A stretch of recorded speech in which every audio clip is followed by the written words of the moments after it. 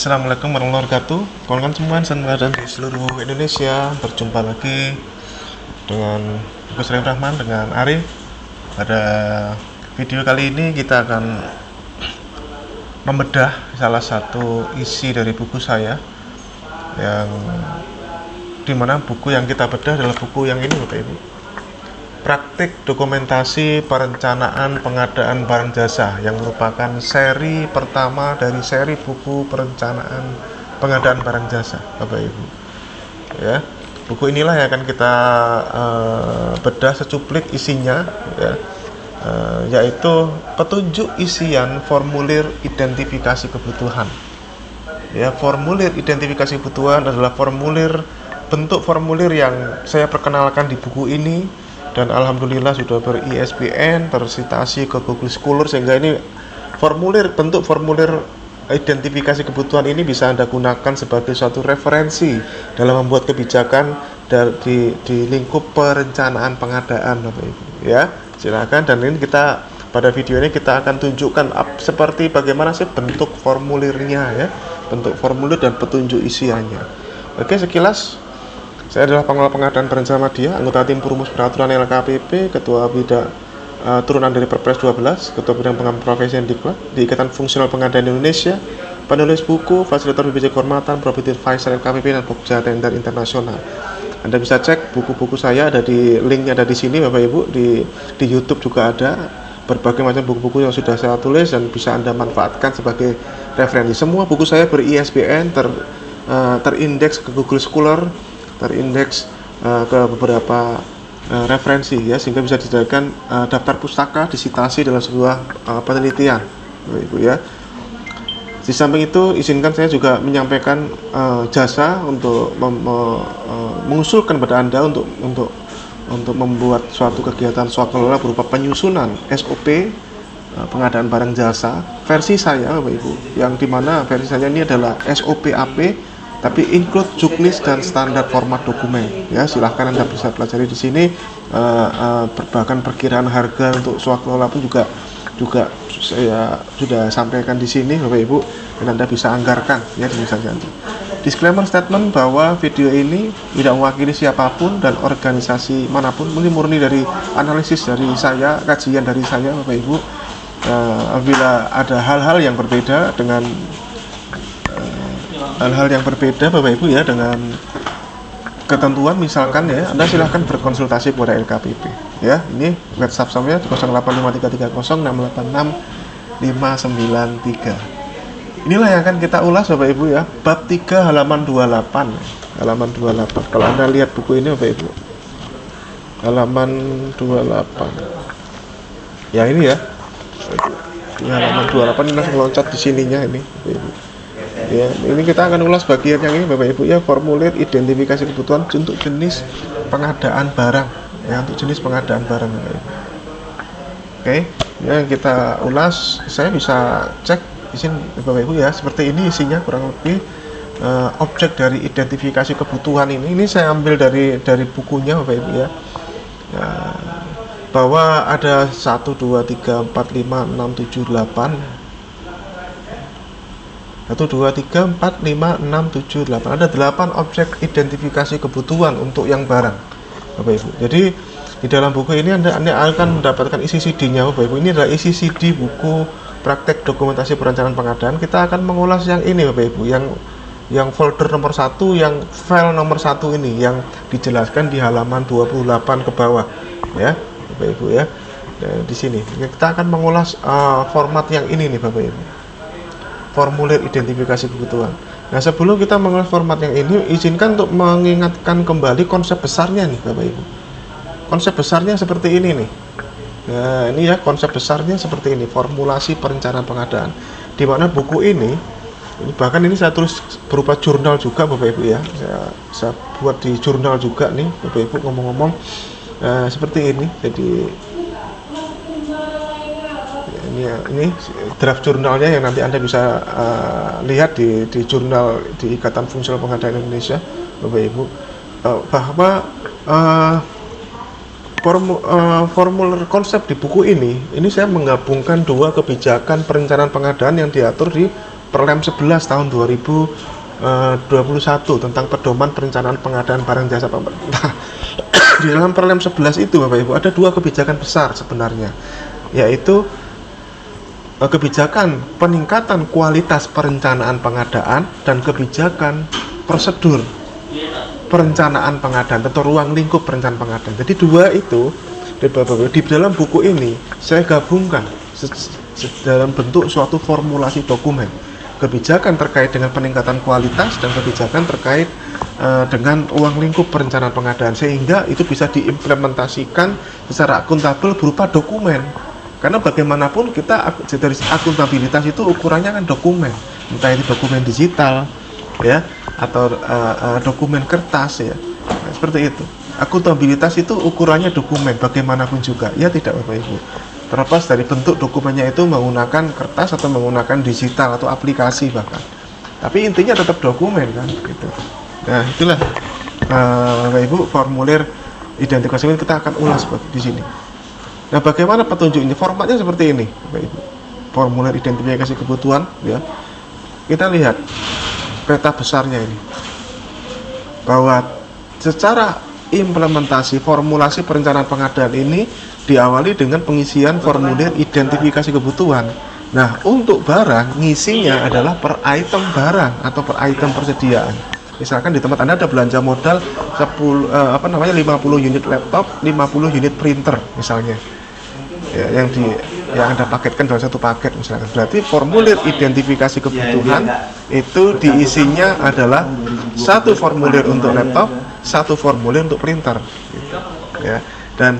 Dan konsep besar pengisian formulir identifikasi kebutuhan ini Bapak Ibu adalah sekali ngisi untuk selamanya Bapak Ibu. Konsep besarnya. Anda lihat. Makanya di sini kalau Anda lihat Bapak Ibu ada namanya perubahan ke berapa, tanggal perubahan seperti itu. Jadi konsepnya adalah sekali ngisi per aset di tempat Anda, sekali untuk selamanya. Selebihnya tinggal dirubah-rubah Bapak Ibu. Selebihnya tinggal dirubah-rubah. Itu formulir identifikasi kebutuhan Bapak Ibu. Dan ini Anda bisa mengidentifikasi dengan berbagai macam cara. Anda bisa lihat dari BMN di tempat Anda, ada berapa aset di tempat Anda. Aset tetap ada berapa? Misalkan ada 500 item. Dari 500 item Anda ada identifikasi berapa item yang di tahun 2022 itu akan ada penambahan volume, akan ada penambahan kuantitasnya. Misalkan seperti itu. Oh, dari 500 item aset tetap itu kita akan ada belanja modal, Pak. Itu 20 itemnya nambah, Pak, kuantitasnya. Nah, berarti Anda siapkan formulir identifikasi kebutuhan sebanyak 20 item yang akan nambah volumenya itu tadi, bukan dari volume bukan dari berapa jumlah barangnya, tapi item barangnya. Katakanlah dari 500 item aset tetap, ternyata diidentifikasi ada 20 item aset tetap yang akan terjadi penambahan kuantitas ya, penambahan kuantitas di laporan BEM. Termasuk itu persediaan juga. Tinta misalkan. Tinta ada berapa persediaan di tempat Anda? Oh, persediaan di tempat kami ada 100 item, Pak. Dari 100 item ini yang akan ada belanja barang persediaan ada berapa item? Jadi, oh 20 item saja, Pak. Yang selebihnya nggak ada penambahan, tidak ada tambah kurang, hanya 20 item saja yang rutin nambah, Pak. Kertas, ballpoint, misalkan seperti itu ya. Nah, seperti itu. Itu namanya, pokoknya formulir identifikasi kebutuhan adalah per item barang sekali untuk selamanya, Bapak Ibu. Sekali untuk selamanya isinya. Nah, bagaimana cara mengisinya ini, Bapak Ibu? Petunjuk isiannya seperti ini. Ya, ini ya saya kutip dari bukunya langsung ini, Bapak Ibu ya. Ini saya kutip dari bukunya langsung. Ya, jadi ini formulir pertanyaan identifikasi kebutuhan. Anda bisa kembangkan sendiri. Bentuk formulirnya seperti ini. Nah, bentuk formulirnya seperti ini, Bapak Ibu, ya. Dan kemudian objek yang diidentifikasi adalah ini, Bapak Ibu. Objek yang diidentifikasi adalah ini, yaitu identifikasi perubahan kebutuhan, identifikasi kode BMN atau persediaan, identifikasi kebutuhan barang, identifikasi manajemen penunjang tugas PPK, identifikasi barang yang tersedia saat ini, identifikasi rantai pasok atau ketersediaan pasar, identifikasi lingkup penunjang, dan identifikasi konsolidasi barang itu sendiri, Bapak Ibu. Kalau Anda lihat bisa Bapak Ibu ya di buku ini untuk formulir identifikasi kebutuhan ada 4 macam Bapak Ibu ya, untuk barang, untuk jasa konsultan ya, ini beda ya Bapak Ibu. Untuk jasa lainnya juga berbeda ya, sebenarnya beda ya, beda-beda tipis gitu ya. Tapi berbeda ya, jangan salah pilih file ya, karena memang apalagi untuk pekerjaan konstruksi berbeda sekali Bapak Ibu, sangat berbeda itu ya, jangan sama. Jadi akan ada, kita akan lihat yang ini dulu ya. Nah, bagaimana cara mengisinya sih? Jadi formulir ini bukan merupakan formulir yang diisi setiap tahun anggaran, tapi diisi per barang ya, atau pekerjaan untuk jasa. Jadi diisi per barang atau per pekerjaan untuk jasa, dan terus dilakukan perubahan sesuai dengan kondisi dan kebijakan pimpinan ya. Dipastikan setiap terjadi perubahan semua itu terdokumentasi dengan baik, dan sebaiknya formulir ini disajikan berupa aplikasi, apalagi struktur organisasi instansi yang begitu luas ya. Maka penyajian formulir berupa aplikasi ini akan mempermudah monitoring dan evaluasi. Karena sekali lagi Bapak Ibu, formulir pengisian per item barang ini adalah sekali untuk selamanya. Tidak perlu bikin formulir-formulir baru, tapi tinggal diupdate saja, dimonitoring dan dievaluasi terus formulir dalam satu item barang ini. Misalkan suatu barang yang namanya kita sebut saja laptop administrasi, misalnya seperti itu.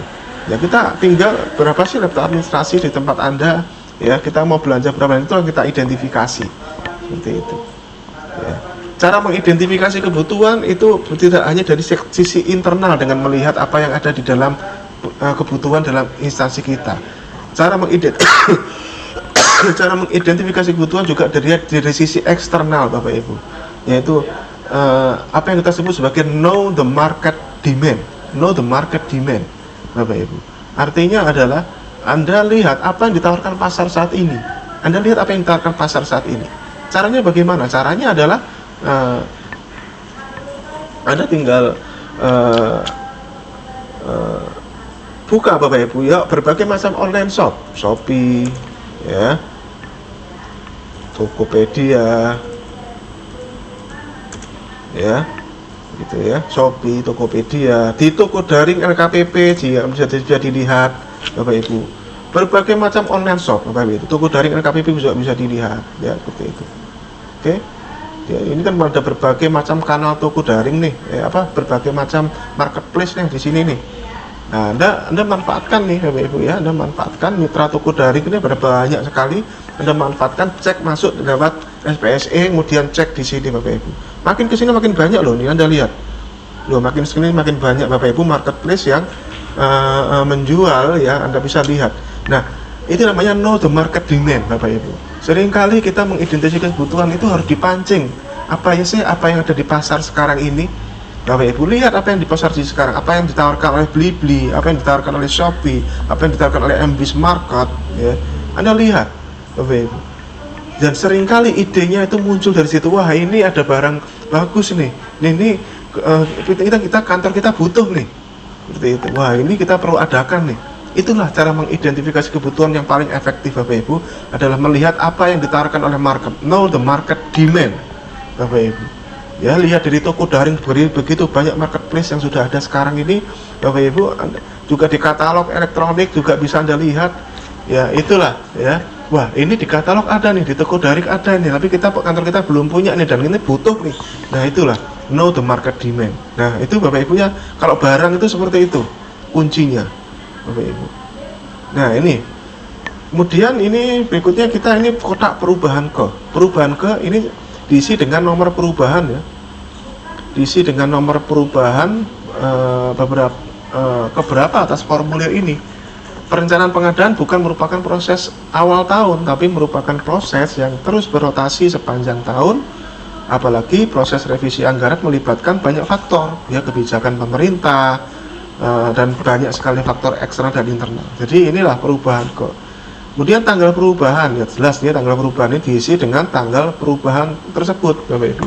Kalau ini isian pertama ya sudah nih diisi isian yang pertama, tanggal perubahannya ya diisi tanggal yang pertama kali ngisi Bapak Ibu. Dan lagi fungsi dari formulir identifikasi kebutuhan ini adalah fungsi untuk benar-benar langkah awal dalam kita bagian dari kebijakan peningkatan kualitas. Yang selanjutnya sekali isi tinggal dimonef terus sepanjang tahun dan seterusnya, lewat tahun depannya lagi, bahkan sepanjang di dalam tahun itu ada perubahan kebutuhan atau tidak, seperti itu ya. Kemudian kotak berikutnya adalah nama instansi, satkernya, PPK-nya. Ini diisi nama jabatannya ya, misalkan kalau di BMKG misalkan PPK Pusat Meteorologi Penerbangan misalnya begitu ya, diisi nama jabatannya.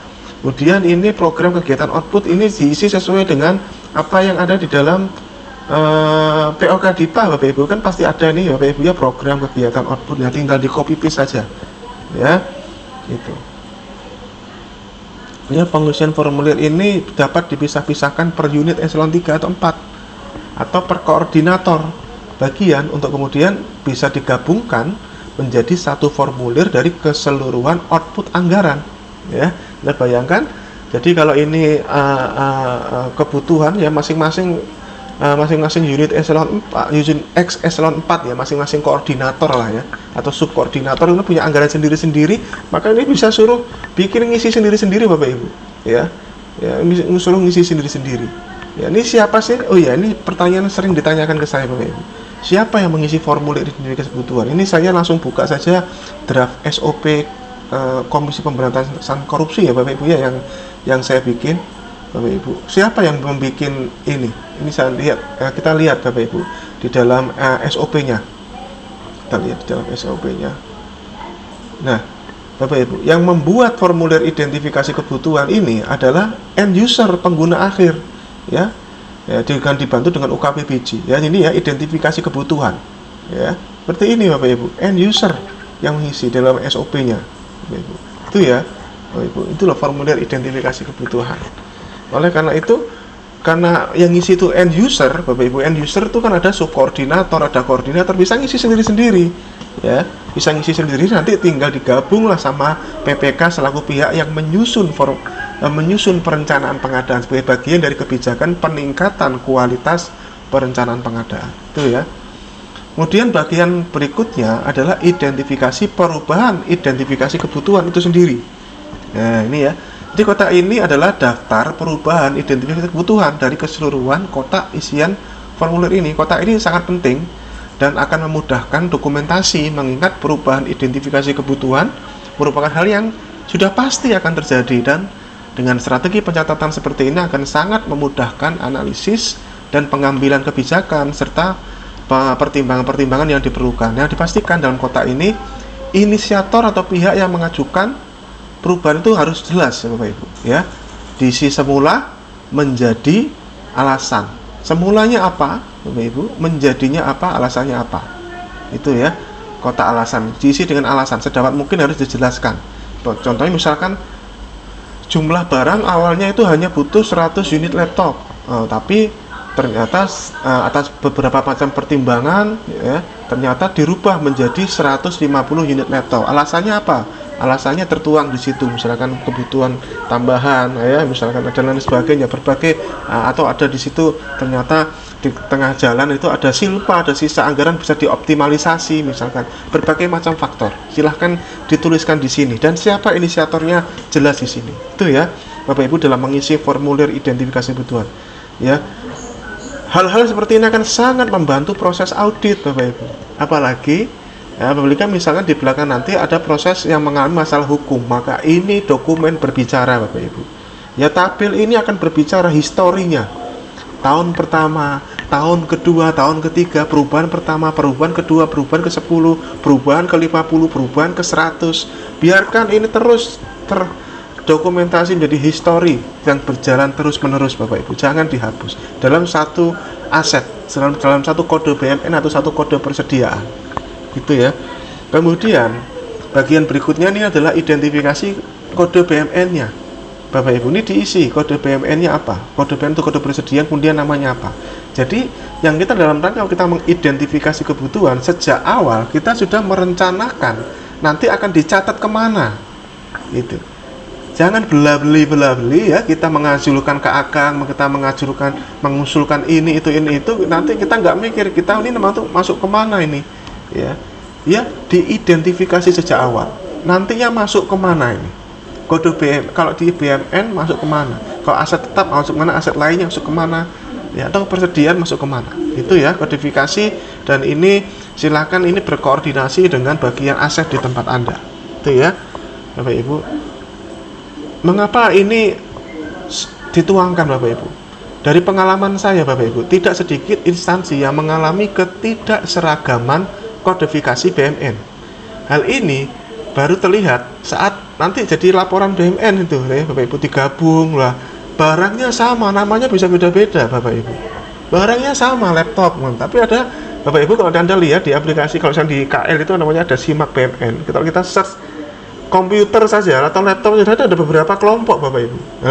Kalau kita tidak rencanakan sejak awal, nah, itu akan sangat jelek pencatatannya Bapak Ibu, barangnya sama padahal itu ya, keseragaman ini ya. Misalkan kertas saja, apabila digabungkan laporannya ternyata tercatat ada yang disimpan sebagai barang konsumsi, ada yang sebagai barang persediaan, dan seterusnya. Banyak hal Bapak Ibu ya. Untuk itulah saya masukkan ini Bapak Ibu, identifikasi sebagai bagian dari identifikasi strategi pencatatan kodifikasi BMN atau persediaan, dan sekaligus memastikan keseragaman pencatatan kodifikasi BMN atau persediaan antar satuan kerja dalam satu instansi ya gitu.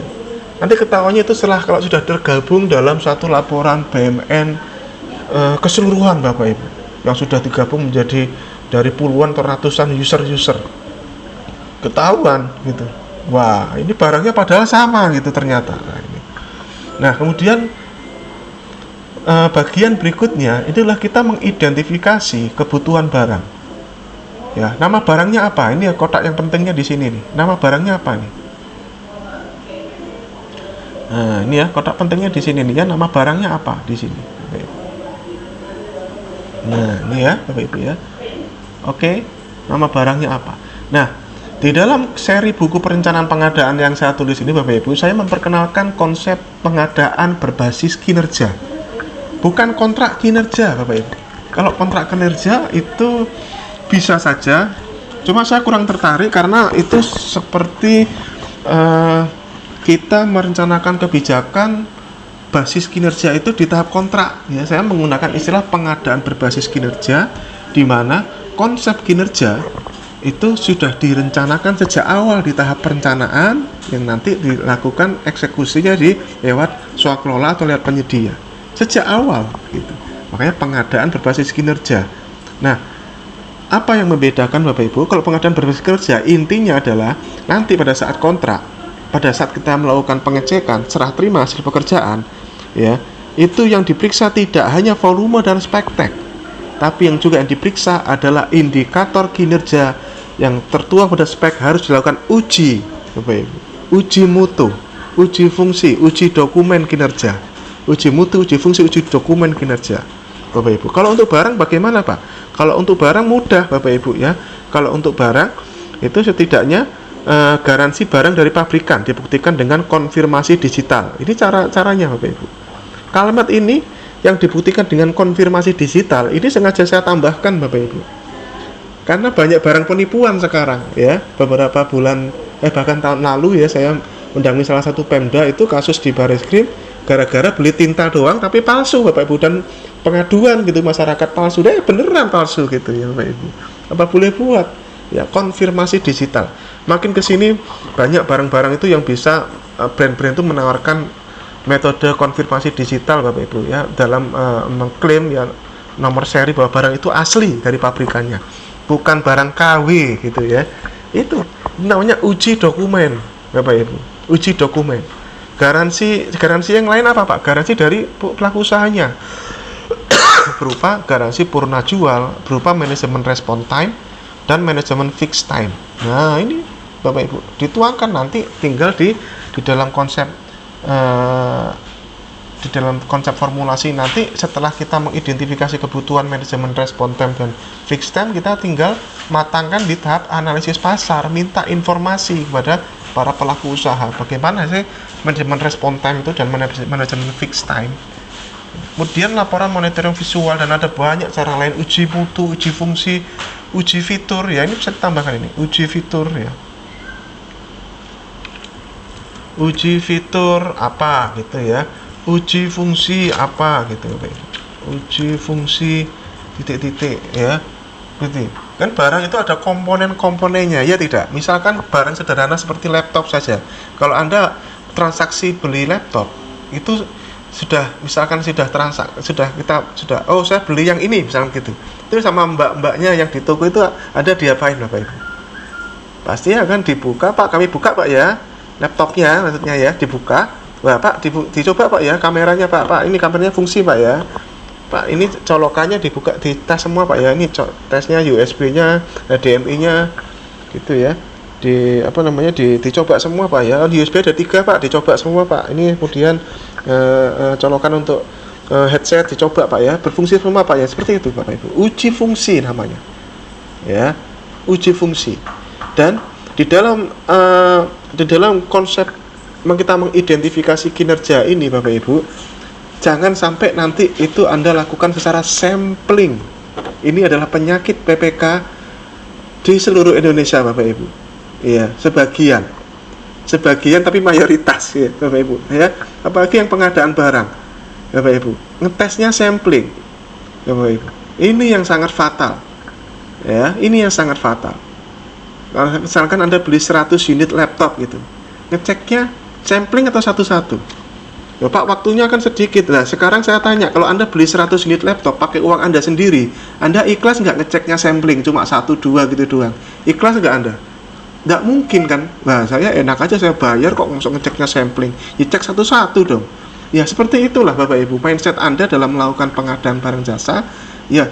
Mindset Anda samakan, kalau itu anggap itu uang Anda sendiri Bapak Ibu, pertanggung jawabannya itu uang rakyat Bapak Ibu, anggap itu uang Anda sendiri ya. Jangan dipakai sampling ya, satu-satu, lama ya nggak apa-apa, itulah makanya PPK harus ada tim ya, harus ada tim ya. Makanya di dalam SKPPK itu Bapak Ibu yang saya bikin ini, saya buka lagi yang punya KPK ya, SOP pengelolaan kontrak ya, SOP pengelolaan kontrak itu yang namanya SPPK itu Bapak Ibu.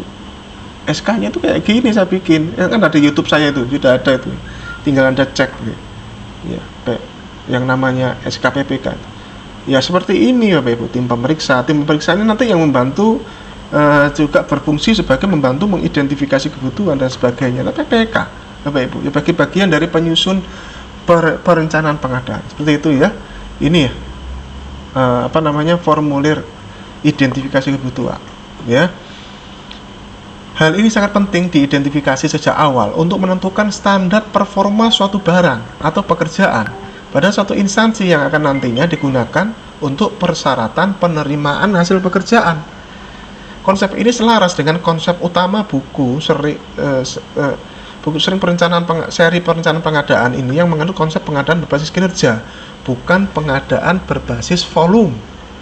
Saat ini instansi dapat dikatakan kebanyakan menerapkan strategi pengadaan berbasis volume, yang artinya sepanjang spesifikasi kontrak dan volumenya sesuai, bayar ya. Akan tetapi konsep pengadaan berbasis kerja tidak demikian Bapak Ibu. Selain nantinya saat pemeriksaan hasil pekerjaan menunjukkan spek kontrak dan volume sesuai, tapi yang harus dilakukan di sini adalah indikator kinerjanya ini ya, garansi dan cara pembuktiannya, uji performa, laporan monitoring visual, uji fungsi fitur-fitur komponen. Hal inilah yang hampir semua PPK tidak lakukan Bapak Ibu ya. Itulah kalau untuk jasa misalkan dengan ini ya, laporan manajemen service level agreement ya, tingkat-tingkat layanan seperti itu. Kotak berikutnya ini adalah jelaskan fungsi atau kegunaan barang tersebut. Ini diisi seperti bagaimana sih Pak? Kotak ini diisi dengan rencana penggunaan barang tersebut. Barang tersebut akan difungsikan untuk apa dan digunakan oleh siapa. Misalnya, ini saya dari awal saya konsisten contohkan laptop saja nih Bapak Ibu ya, barang sederhana ya Bapak Ibu ya. Laptop akan digunakan fungsi administrasi operasional pekerjaan, digunakan oleh Pokja pemilihan. Atau fungsi yang lain, laptop akan digunakan sebagai fungsi untuk pembuatan video, stream video kreatif, konten-konten kreatif. Nah, itu speknya kan lain ya Bapak Ibu. Jangan disamakan laptop untuk keperluan administrasi dengan laptop untuk membuat konten-konten kreatif ya. RAM-nya aja kalau administrasi cukuplah 8 GB gitu, 16 GB gitu. Tapi kalau untuk konten kreatif ya paling enggak kan 16 GB, atau bahkan cari RAM yang lebih tinggi dari itu, seperti itu core, ya seperti itu. Prosesornya pun juga, ya. Itu jelaskan fungsinya, karena ini fungsi Bapak Ibu ya, fungsi ini akan menentukan spesifikasi nantinya. Fungsi ini, ya, akan difungsikan sebagai apa? Identifikasi benar. Nanti ini fungsinya sebagai apa? Gitu ya. Kotak berikutnya adalah ukuran kapasitasnya. Jadi kotak ini diisi dengan ukuran atau dimensi barang. Kotak ini bersifat opsional apabila diperlukan, namun disarankan perlu diidentifikasi dengan mempertimbangkan ruangan tempat barang tersebut akan digunakan. Selain itu juga mempertimbangkan efisiensi mobilitas pekerjaan. Seperti laptop rata-rata ukuran yang ideal untuk mobilitas adalah 12 sampai 14 inch kan. Jika yang Anda beli itu 17 inch sementara laptop difungsikan untuk operasional, maka menurut saya adalah terlalu besar Bapak Ibu ya. Kemudian demikian juga seterusnya, bahwa identifikasi kapasitas barang itu perlu diidentifikasi sesuai dengan kebutuhannya. Contoh lainnya itu seperti mesin genset. Perlu diidentifikasi kapasitas berapa kVA sih? Terlihat dari kapasitas gedung yang akan di backup oleh genset nantinya. Jangan usah ke alay kebablasan atau malah kurang gitu ya. Bapak Ibu, kebutuhan listriknya berapa? Nah, itu namanya jelaskan ukuran atau kapasitas barang tersebut. Ya. Kotak berikutnya adalah jelaskan macam garansi yang dibutuhkan atau disyaratkan untuk pengadaan. Kotak ini adalah pengulangan dari atasnya, cuma ini lebih detail Bapak Ibu. Ini adalah memang sengaja saya buat seperti ini Bapak Ibu, benar-benar untuk mempertajam konsep pengadaan berbasis kinerja ini Bapak Ibu. Garansi merupakan hal wajib ya. Kan tadi kan identifikasi spek kinerja tadi kan tidak hanya garansi. Nah, ini bagian yang ini itu mendetailkan bagian garansinya saja Bapak Ibu. Ya, garansi itu merupakan hal yang wajib yang harus diidentifikasi sejak awal. Isian ini bisa copy paste dari kotak isian yang di atas. Setidaknya ada dua macam garansi ya. Garansi asli pabrikan yang dibuktikan dengan konfirmasi digital. Pembuktian ini sangat penting karena memang maraknya barang-barang palsu yang bahkan nggak terlihat perbedaannya antara asli sama palsu. Berita baiknya sekarang ini hampir semua barang dapat dikonfirmasi digital kan Bapak Ibu ya. Kemudian garansi purna jual ini bisa berupa manajemen respon time ya, selama masa garansi tersebut ya, waktu yang dibutuhkan untuk memberikan respon atas masalah barang selama masa garansi itu respon time. Kemudian manajemen fixed time, waktu yang dibutuhkan untuk menyelesaikan pengaduan atau klaim garansi. Identifikasi garansi ini perlu diperjelas dengan melakukan RFI, request for information, atau online shop chat ya. Ya, ini kan beberapa online shop tadi Anda bisa chat Bapak Ibu. Ya, seringkali para end user maupun mereka tidak sampai terpikir untuk melakukan hal ini, enggak? Ya. Ya, ini misalkan Anda membutuhkan barang apa nih? Misalkan ini komputer misalkan. Ya, ada beberapa brand yang bisa Anda jadikan di sini, misalkan yang masuk kriteria produk dalam negeri ya, seperti misalkan Asus ya, seperti ini ya, karena pabriknya dan karena pokoknya kalau pabriknya itu ada di Indonesia itu masuk kriteria produk dalam negeri Bapak Ibu ya. Ini kan ada ininya nih ya, misalkan produknya apa nih, kita lagi tarik kebutuhannya yang berapa nih, misalkan ini yang cari yang ini ya, yang Bapak Ibu ya, misalkan yang ini sebagai referensi inputan lah ya, Anda bisa cek video saya. Nah, ini kan ada ini chat, nah seperti ini. Sampaikan saja bahwa Anda dari pemerintah sedang melakukan survei, insya Allah akan dilayani Bapak Ibu. Ya, insya Allah akan dilayani. Seperti itu ya caranya. Kemudian jelaskan jumlah barang yang dibutuhkan. Nah, ini mudah ya. Kotak ini diisi dengan perkiraan jumlah barang yang sebaiknya dirinci per satker Bapak Ibu. Misalnya satker A membutuhkan 10 unit, satker B 20 unit dan seterusnya. Buat kotak-kotaknya itu ya di dalam formulir ini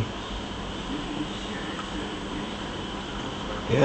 Jadi unit ini Bapak Ibu sebaiknya adalah dirinci per satker ya, dalam satu kodifikasi PPK ya, satu unit PPK gitu ya. Kalau PPK-nya itu misalnya setingkat eselon 2 ya, setingkat koordinator atau subkoordinator di bawahnya Bapak Ibu dirinci.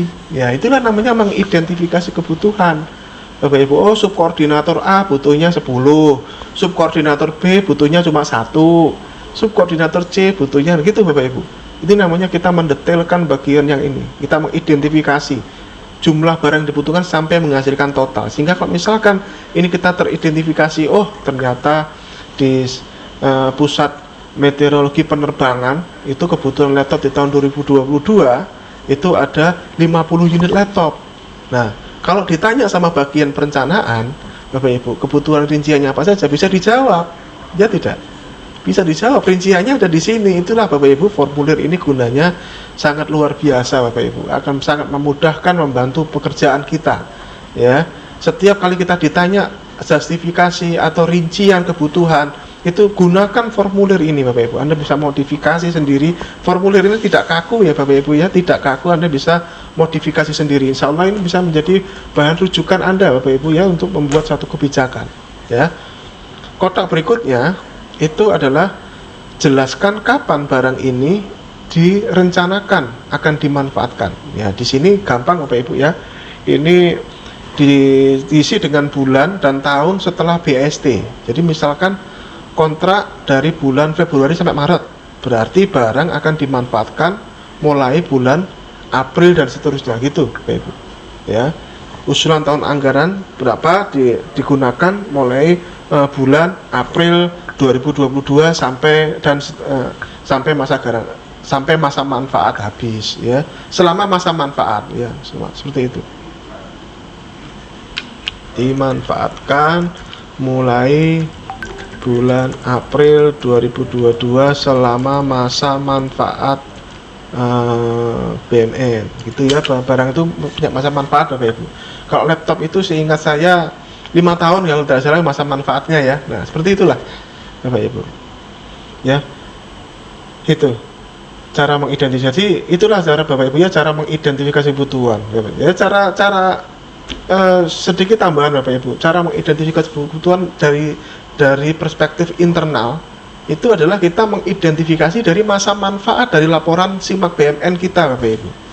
Masa manfaatnya lihat dari sekian ratus atau mungkin sekian ribu unit barang di SIMAK BMN Anda, ada di persediaan Anda Bapak Ibu. Mana yang sudah lewat masa manfaatnya? Karena kalau sudah lewat masa manfaatnya, nilai buku di laporan itu 0 Bapak Ibu. Ya fine-fine aja sih, tapi jelek itu. Ya, jelek itu benar-benar tidak baik, tidak sesuai dengan kenyataannya. Nilai buku 0 padahal barangnya masih dimanfaatkan. Sebaiknya diusulkan pengadaan baru atau mungkin tidak perlu barang yang itu lagi ya, atau spesifikasinya di-upgrade. Itu ya Bapak Ibu ya, cara mengidentifikasi kebutuhan dari perspektif internal gitu ya. Oke. Nah, kemudian dijelaskan pihak yang akan menggunakan atau mengelola barang tersebut. Nah, ini ya. Pihak-pihak yang mau pakai siapa? Jelaskan pihak yang akan menggunakan barang tersebut Bapak Ibu. Ini ya. Kotak isian ini copy paste dari isian jumlah di atas yang sudah mengidentifikasi pengguna barang. Hal ini penting diidentifikasi untuk memastikan pihak-pihak yang berhak menggunakan barang nantinya adalah setelah dilakukan BST. Ya, jadi ini sebenarnya tinggal memanfaatkan yang ini saja Bapak Ibu. Ya, tinggal memanfaatkan yang jumlah ya, dari jumlah di atas ya, seperti ini. Ini saya buatkan langsung aja di sini ya, langsung ya.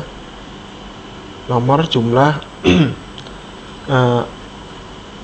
nomor ya, satker jumlah ya, rinciannya nomor satker jumlah gini aja, nomor satker jumlah.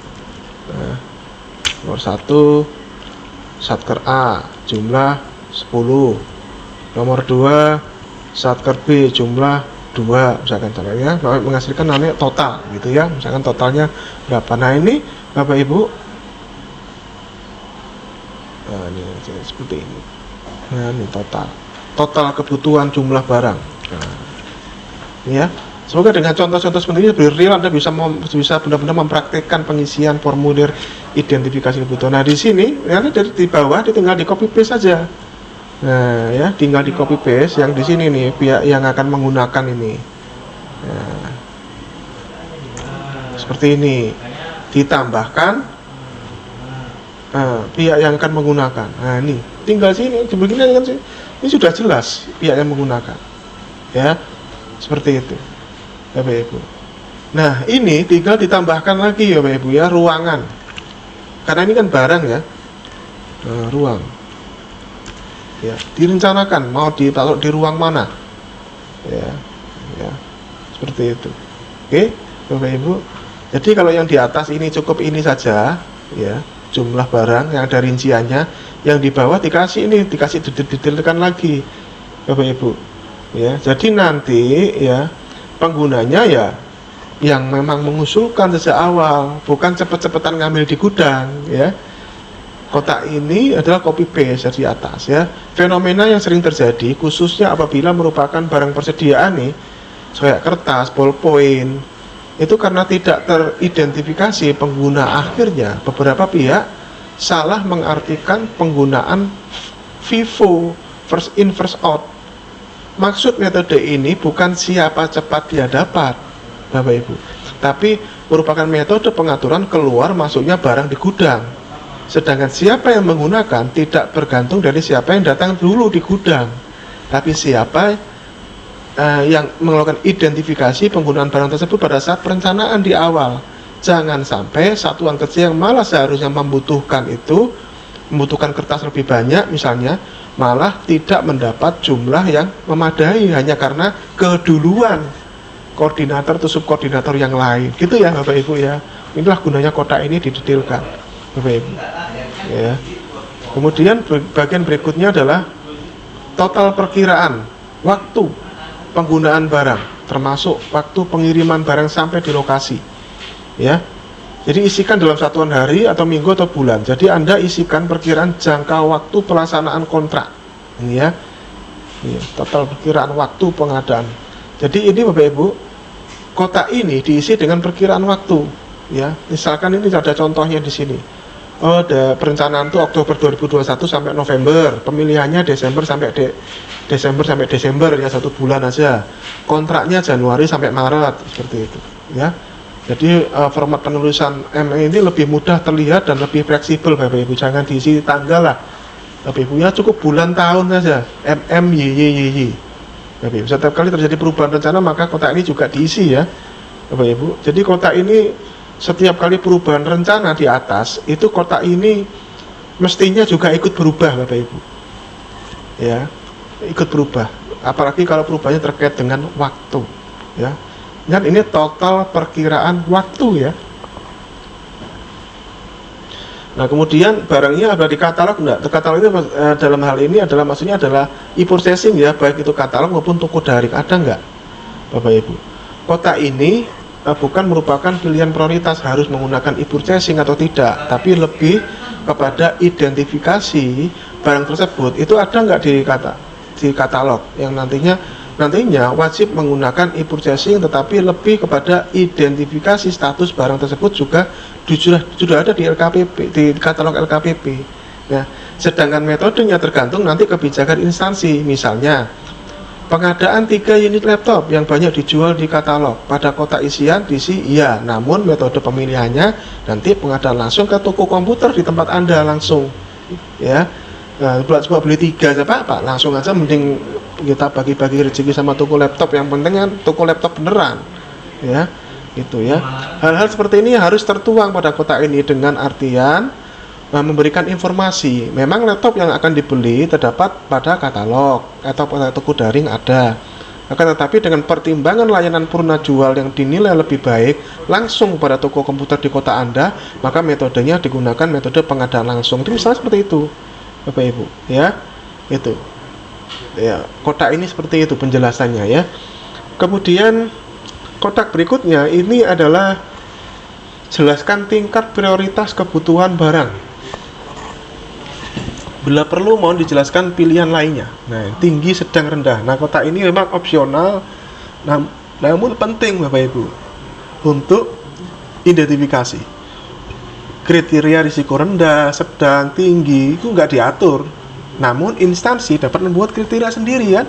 Misalnya berdasarkan nilai barangnya, bukan total nilai paket, tapi nilai barang tersebut. Misalkan kalau Risiko kecil itu kalau nilai barangnya, 1 unit barangnya ya maksudnya ini ya, itu nggak sampai 50 juta. Kalau sedang itu kalau 50 sampai 200 1 unitnya ya. Kalau tinggi itu di atas 200 sehingga akhirnya nggak bisa dibeli lewat toko daring, harus belinya lewat katalog misalkan. Gitu. Macam-macam lah ya. Itu silakan dibikin sendiri Bapak Ibu. Kalau saya rekomendasinya ini aja Bapak Ibu. Kalau saya selaku fungsional WBC Madya Bapak Ibu, saya merekomendasikan kriteria gradasi yang ini Bapak Ibu. Anda bisa gunakan ya nilai per satu asetnya itu ya. Dalam menentukan hal ini tidak perlulah kita terlalu kaku ya dan mempertanyakan asal angka itu dari mana. Itu nggak usah begitulah ya. Tapi lebih kepada konsistensi kebijakan, lebih dari situnya. Jangan suka dirubah-rubah, jadi konsisten aja Bapak Ibu. Artinya apabila menggunakan range atas sebaiknya selama beberapa tahun tetap menggunakan angka itu sehingga dan baru dirubah misalkan setelah 3 tahun ya. Gradasi risiko juga bisa dibedakan dari rantai pasoknya Bapak Ibu, tidak dari nilai asetnya ya. Tapi rantai pasok kecil itu kalau penyedia barangnya banyak tersedia pada tingkat reseller atau pengecer atau penyedia mikro dan kecil. Itu risikonya dianggap kecil. Barangnya banyak dijual, reseller itu banyak jualan. Gitu ya. Sedang itu kalau penyediaannya terbatas hanya pada agen atau distributor, nggak sampai pengecer. Jadi leveling rantai pasoknya itu cuma agen distributor, seperti contohnya barang-barang di BMKG Bapak Ibu, radar cuaca, barang-barang komponen-komponen sistem peringatan dini tsunami, itu rantai pasoknya itu tidak ada sampai pengecer reseller, itu nggak ada Bapak Ibu ya. Rantai pasoknya itu hanya mentok-mentok itu di paling bawah itu agen atau distributor ya. Itu tingkat risiko sedang. Kalau besar itu penyedia barang atau barangnya merupakan barang impor atau memang didesain khusus serta penyedia di Indonesia sangat terbatas atau berupa agen tunggal atau distributor tunggal, maka disebut masuk risiko besar. Bisa dari sisi itu Bapak Ibu ya, dalam menggradasi risiko ya. Dan ini bisa Anda kembangkan terus. Kotak berikutnya tentunya adalah perkiraan harga. Nah, perkiraan biaya di sini bisa diambil dari pagu anggaran atau bisa dari nilai harga perkiraan sendiri. Kotak isian ini diperkirakan sering dilakukan perubahan Bapak Ibu, mengingat perkiraan merupakan angka kebutuhan yang terus mengalami dinamika sepanjang tahun anggaran ya. Dipastikan setiap perubahan nilai perkiraan terdokumentasi dengan baik, termasuk perhitungan harga satuannya ya. Seperti ini. Dan ini caranya seperti ini ya. Ini Anda bisa menggunakan kertas kerja pada buku seri, buku perencanaan pengadaan seri yang ketiga Bapak Ibu. Ini buku spek ini ya. Buku yang ini nih Bapak Ibu. Buku yang ini yang sudah terbit di online shop, silahkan Anda bisa cek. Anda bisa gunakan, saya intipkan isi di bukunya Bapak Ibu. Ada kertas kerjanya. Nah, ini kalau barang nih. Nih kertas kerjanya. Nah, seperti ini nih kertas kerjanya. Ya, selain barangnya apa aja, komponen-komponen biaya barang lainnya dan biaya pendukungnya. Ya jangan hanya melihat dari sisi barangnya aslinya saja Bapak Ibu. Saya contohkan laptop ini saja Bapak Ibu. Kertas kerjanya itu saya tambahkan antivirus Kaspersky, Nitro PDF ya. Kemudian seringkali bundling Microsoft Office itu hanya trial Bapak Ibu. Jadi tambahkan sekalian di situ Office itu ya. Kemudian PC kamera itu jadi include di situ gitu ya. Jadi tuangkan di sini. Ini Bapak Ibu kotak ini bisa didetailkan, dijelaskan, ditambahkan di sini ya, di bagian yang ini perkiraannya. Nah, kemudian di sini ada penjelasan rinciannya nih. Atas perkiraan di atas, jelaskan rincian perhitungannya. Nah, ini dibuat seperti ini. Kotak isian ini merupakan penjelasan rincian. Nah, ini ya uraian satuan volume nilai ya seperti ini. Ini ngambilnya dari sini Bapak Ibu yang tadi ini di buku seri, buku perencanaan pengadaan yang ketiga. Ya, yang tadi itu ya. Nah, seperti ini. Oke, itu ya Bapak Ibu ya. Terkait dengan kotak bagian yang pertama. Identifikasi berikutnya yang tidak kalah pentingnya adalah kita mengidentifikasi manajemen penunjang tugas dan fungsi PPK. Ya, tadi saya sudah bilang Bapak Ibu, PPK tidak bisa sendiri Bapak Ibu. Tugasnya luar biasa. Dia perencanaan, dia ada tugas menyusun, terus kemudian tugasnya juga mengendalikan kontrak dan melakukan serah terima hasil pekerjaan. Sehingga harus diidentifikasi manajemen penunjang tugas dan fungsi PPK-nya. Jangan sampai PPK itu kerja sendirian, orang sakti Bapak Ibu. Tidak bisa ya. Kotak isian ini mengidentifikasi personel penunjang tugas PPK yang seringkali tidak didukung oleh personel yang memadai. Kotak isian ini wajib diisi, ya, apa adanya. Pak, saya sebagai PPK, Pak, hanya dibantu sama tukang ketik 2 orang doang, Pak. Ya sudah, tuang di sini. Ya, terdokumentasi di sini. Ya, itu nanti secara garis besar, nanti pada saat review oleh APIP, Bapak Ibu, ya, saya bikin format review untuk APIP itu konsisten. Yang direview adalah formulir ini, Bapak Ibu. Sehingga, ini PPK-nya sudah melaporkan manajemen penunjang tugasnya dia kekurangan orang. Nah, disitulah peran APIP di sini memberikan rekomendasi, laporan hasil temuan. Seperti itu, Bapak Ibu. Ya, jangan sendirian dong, apalagi kalau PPK dikena beban proyek-proyek yang sifatnya fantastis dan strategis. Tukang ketik 2 orang doang. Wah, kasihan sekali gitu, Bapak Ibu. Nah, itu ya, Anda bisa cek detailnya di video YouTube saya yang terkait dengan SK tim pengelolaan kontrak PPK. Ya. Jadi setidaknya PPK itu timnya itu adalah tim aplikasi, Bapak Ibu. Minimal ada tim aplikasi. Nah, ini bertugas mengelola seluruh aplikasi. Ya, Anda lihat ya sekarang aplikasi PPK itu ada Sirup, SPSE, Saiba, SPM, kemudian ada tim aplikasi, ada Sakti lagi, tambahin banyak terus ya. Aplikasi PPK itu luar biasa. Tim aplikasi sangat diperlukan untuk memudahkan PPK dalam mengelola seluruh aplikasi yang menjadi tanggung jawabnya. Namun yang perlu diperhatikan adalah tingkat kepercayaannya. Ini yang harus diperhatikan. Kemudian ada tim ahli. Ya, tim ahli itu ahli pengadaan dan ahli spesialis barang jasa yang akan dilakukan pembeliannya, pengadaannya. Keberadaan tim ahli sangat penting, Bapak Ibu ya, dan merupakan bagian dari sumber daya penunjang ekosistem pengadaan barang jasa yang dilahirkan oleh Perpres 12 ini. Ya, syarat dasar tim ahli ini adalah harus punya kompetensi dan atau portofolio pengalaman. Ini Bapak Ibu, tim ahli itu kompetensi dan portofolio pengalaman. Nah, ini diidentifikasi. 2 hal ini sangat penting diperhatikan oleh PPK bahwa disebut ahli apabila dia memiliki kompetensi, bukan makelar proyek. Ya, saya sebutkan tegas di dalam buku itu, Bapak Ibu. Ya, jangan bukan makelar proyek dimasukkan ke sebagai tim ahli. Yang nanti ujung-ujungnya Bapak Ibu akan mengarah-arahkan ke produk dia gitu, sehingga dan itu tidak sesuai ketentuannya. Berbeda kalau itu merupakan bagian dari sistem yang sudah ada atau suku cadang, nggak ada masalah gitu ya. Dan berpotensi kasus-kasus gratifikasi nantinya ya. Tim pemeriksa hasil pekerjaan itu bertugas membantu PPK dalam memeriksa hasil pekerjaan. Tim ini bisa diambil dari tim PPHP atau PPHP yang dulu sudah dihapus, Bapak Ibu. Tim pemeriksa ini sangat penting mengingat banyak fenomena di lapangan bahwa PPK dan timnya tidak benar-benar melakukan pemeriksaan, ya tidak. Hasil pekerjaan secara total dan menyeluruh. Kita ambil contoh, pengadaan 50 unit laptop aja. Apakah benar-benar diperiksa dengan melakukan uji fungsi, uji fitur, uji komponen ke 50 laptop tersebut? Bapak Ibu, faktanya di lapangan tidak demikian. Ya, padahal apabila kita sendiri yang beli itu, bukankah pelaku usaha mendemonstrasikan uji fungsi seluruh fitur itu dari Bapak Ibu? Ya enggak? Baterainya, kameranya, internetnya, wifi-nya bisa nyambung enggak? Bluetooth-nya bisa nyambung enggak? Kameranya bisa nyambung enggak? Mic-nya bisa enggak? Sering juga itu mic masalah tuh kalau beli laptop. Ya. Nyambung sih Pak, mic-nya Pak, tapi pelan sekali hasil keluarannya Pak. Nah, itu masalah tuh. Ya, masalah masih barang baru. Nah, itu. Kayak gitu Bapak Ibu. Apabila Anda membeli laptop sendiri, katakanlah sama-sama 50 unit laptop, apakah Anda mau setelah transaksi langsung dibawa pulang ke rumah laptop tersebut tanpa dilakukan uji fungsi? Ikhlas enggak? Ya. Jadi saya sangat yakin tidak mungkin kita kalau transaksi sendiri langsung membawa pulang barang. Sebanyak apapun jumlah yang kita beli, pasti akan satu-satu diperiksa, ya enggak? Akan tetapi mengapa kalau pengadaan barang jasa pemerintah yang mana menggunakan uang rakyat, uang negara, kita nggak melakukannya, Bapak Ibu? Dengan alasan, ya jumlahnya kan banyak Pak, kan waktu kami sedikit Pak, dan lain sebagainya. Tidak melakukan diperiksa satu-satu. Coba Anda sendiri itu, uang Anda sendiri, kira-kira mau nggak Bapak Ibu? Ikhlas nggak Anda? Anda beli 50 unit laptop, dibayar, sudah langsung kirim aja, nggak dicek semua gitu. Ikhlas nggak Anda lakukan seperti itu? Ya kalau saya nggak mau Pak, itu ya bodoh-bodoh amat itu ya Bapak Ibu ya.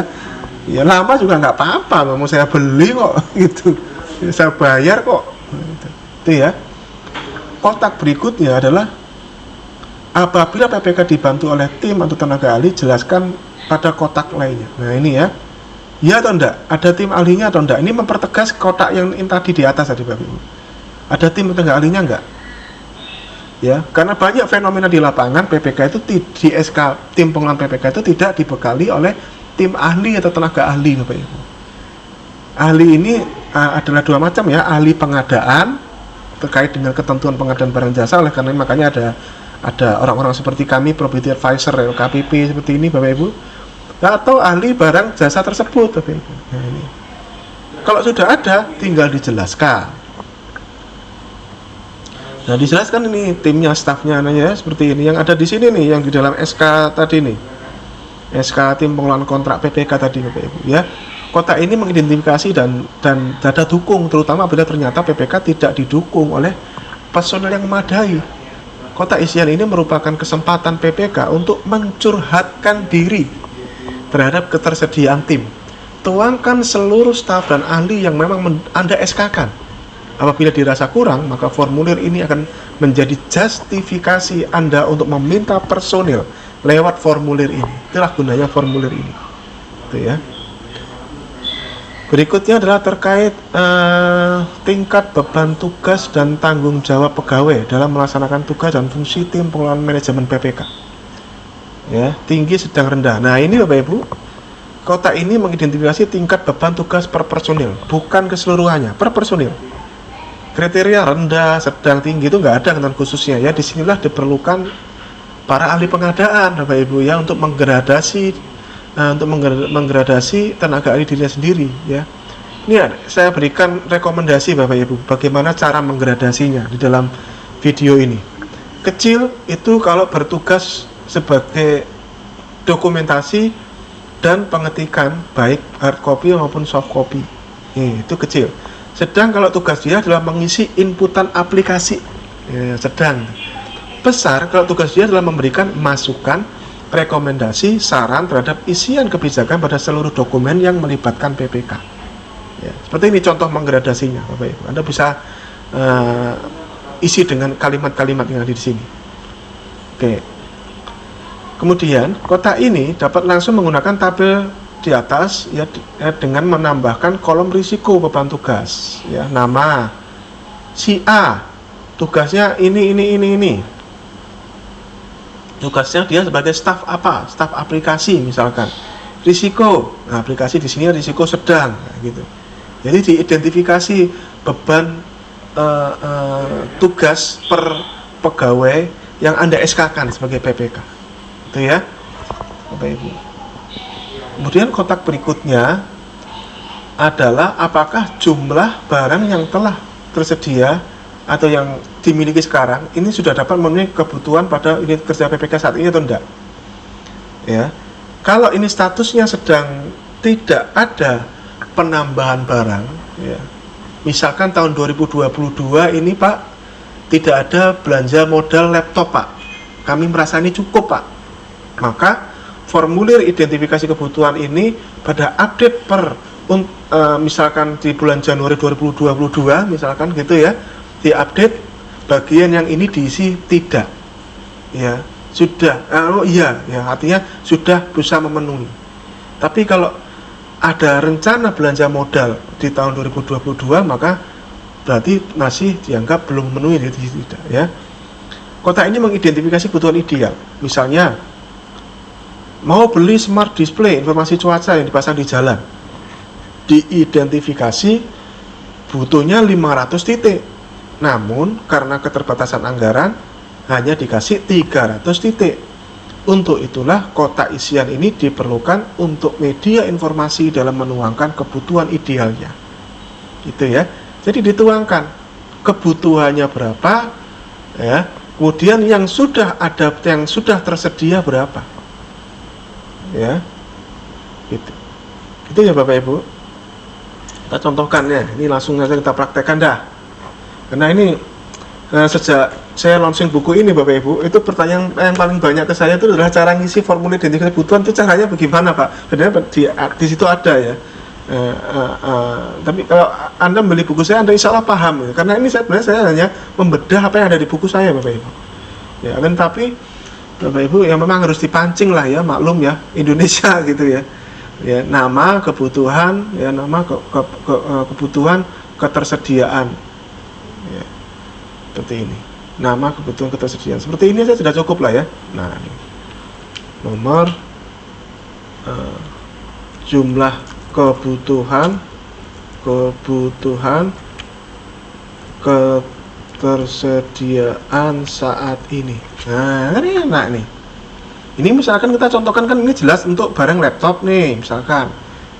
Ya, kebutuhannya berapa sih laptop ini sebenarnya idealnya? Oh, kebutuhannya Pak, setelah kita gabung-gabung dari semua subkoordinator Pak, laptop kami itu butuhnya itu 100 Pak, tapi yang tersedia di SIMAK BMN sekarang ini baru 80 Pak, kami butuh 20 lagi Pak. Nah, ini dituangkan di sini Bapak Ibu. Itulah gunanya gunanya ini, kebutuhannya 100 ya, ya, ketersediaan saat ini berapa gitu ya, gitu ya Bapak Ibu ya. Oke, itulah cara mengisi untuk ini ya, jumlah kebutuhan untuk ketersediaan. Apabila jumlah barang saat ini belum memenuhi kebutuhan, jelaskan kebutuhan barang. Sepanjang kebutuhan ini belum terpenuhi, maka kotak ini harus menjelaskan kondisi kebutuhan idealnya seperti dijelaskan pada kotak sebelumnya. Jadi Bapak Ibu, kotak ini sebenarnya mirip dengan kotak yang di atas. Bedanya memang kotak di atas lebih kepada identifikasi jumlah-jumlah, sedangkan yang di bawah ini dijelaskan Bapak Ibu kebutuhannya. Yang idealnya ini kami itu butuh, tadi saya bilang misalkan butuhnya kami butuh 100 unit Pak ya. Idealnya rinciannya itu ini Pak ya, seperti tinggal. Jadi sebenarnya ini tinggal mengambil dari apa yang di atas, dijelaskan, dipertajam lagi di sini ya.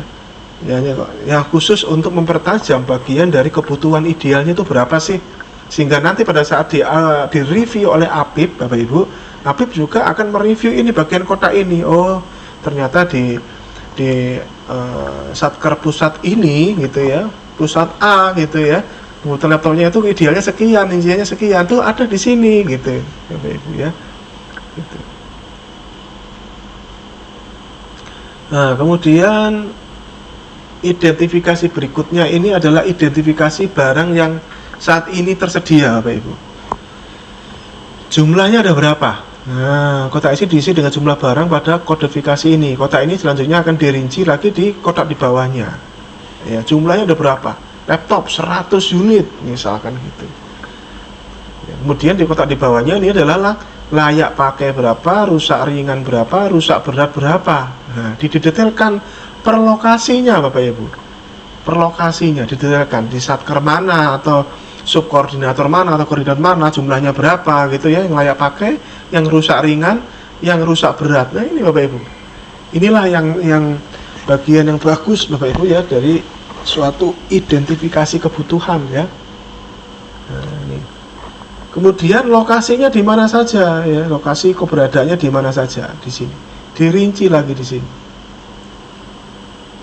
Oke, kalau ini adalah lokasi-lokasi yang berstatus rusak berat, kalau ini lokasi yang berstatus rusak ringan, kalau ini adalah lokasi total, ya lokasi total ya seperti itu. Itu ya Bapak Ibu, yang merupakan gabungan dari layak pakai, rusak ringan, rusak berat. Kan bagaimana kalau belum dihapus Bapak Ibu, ya numpuk lah, ya.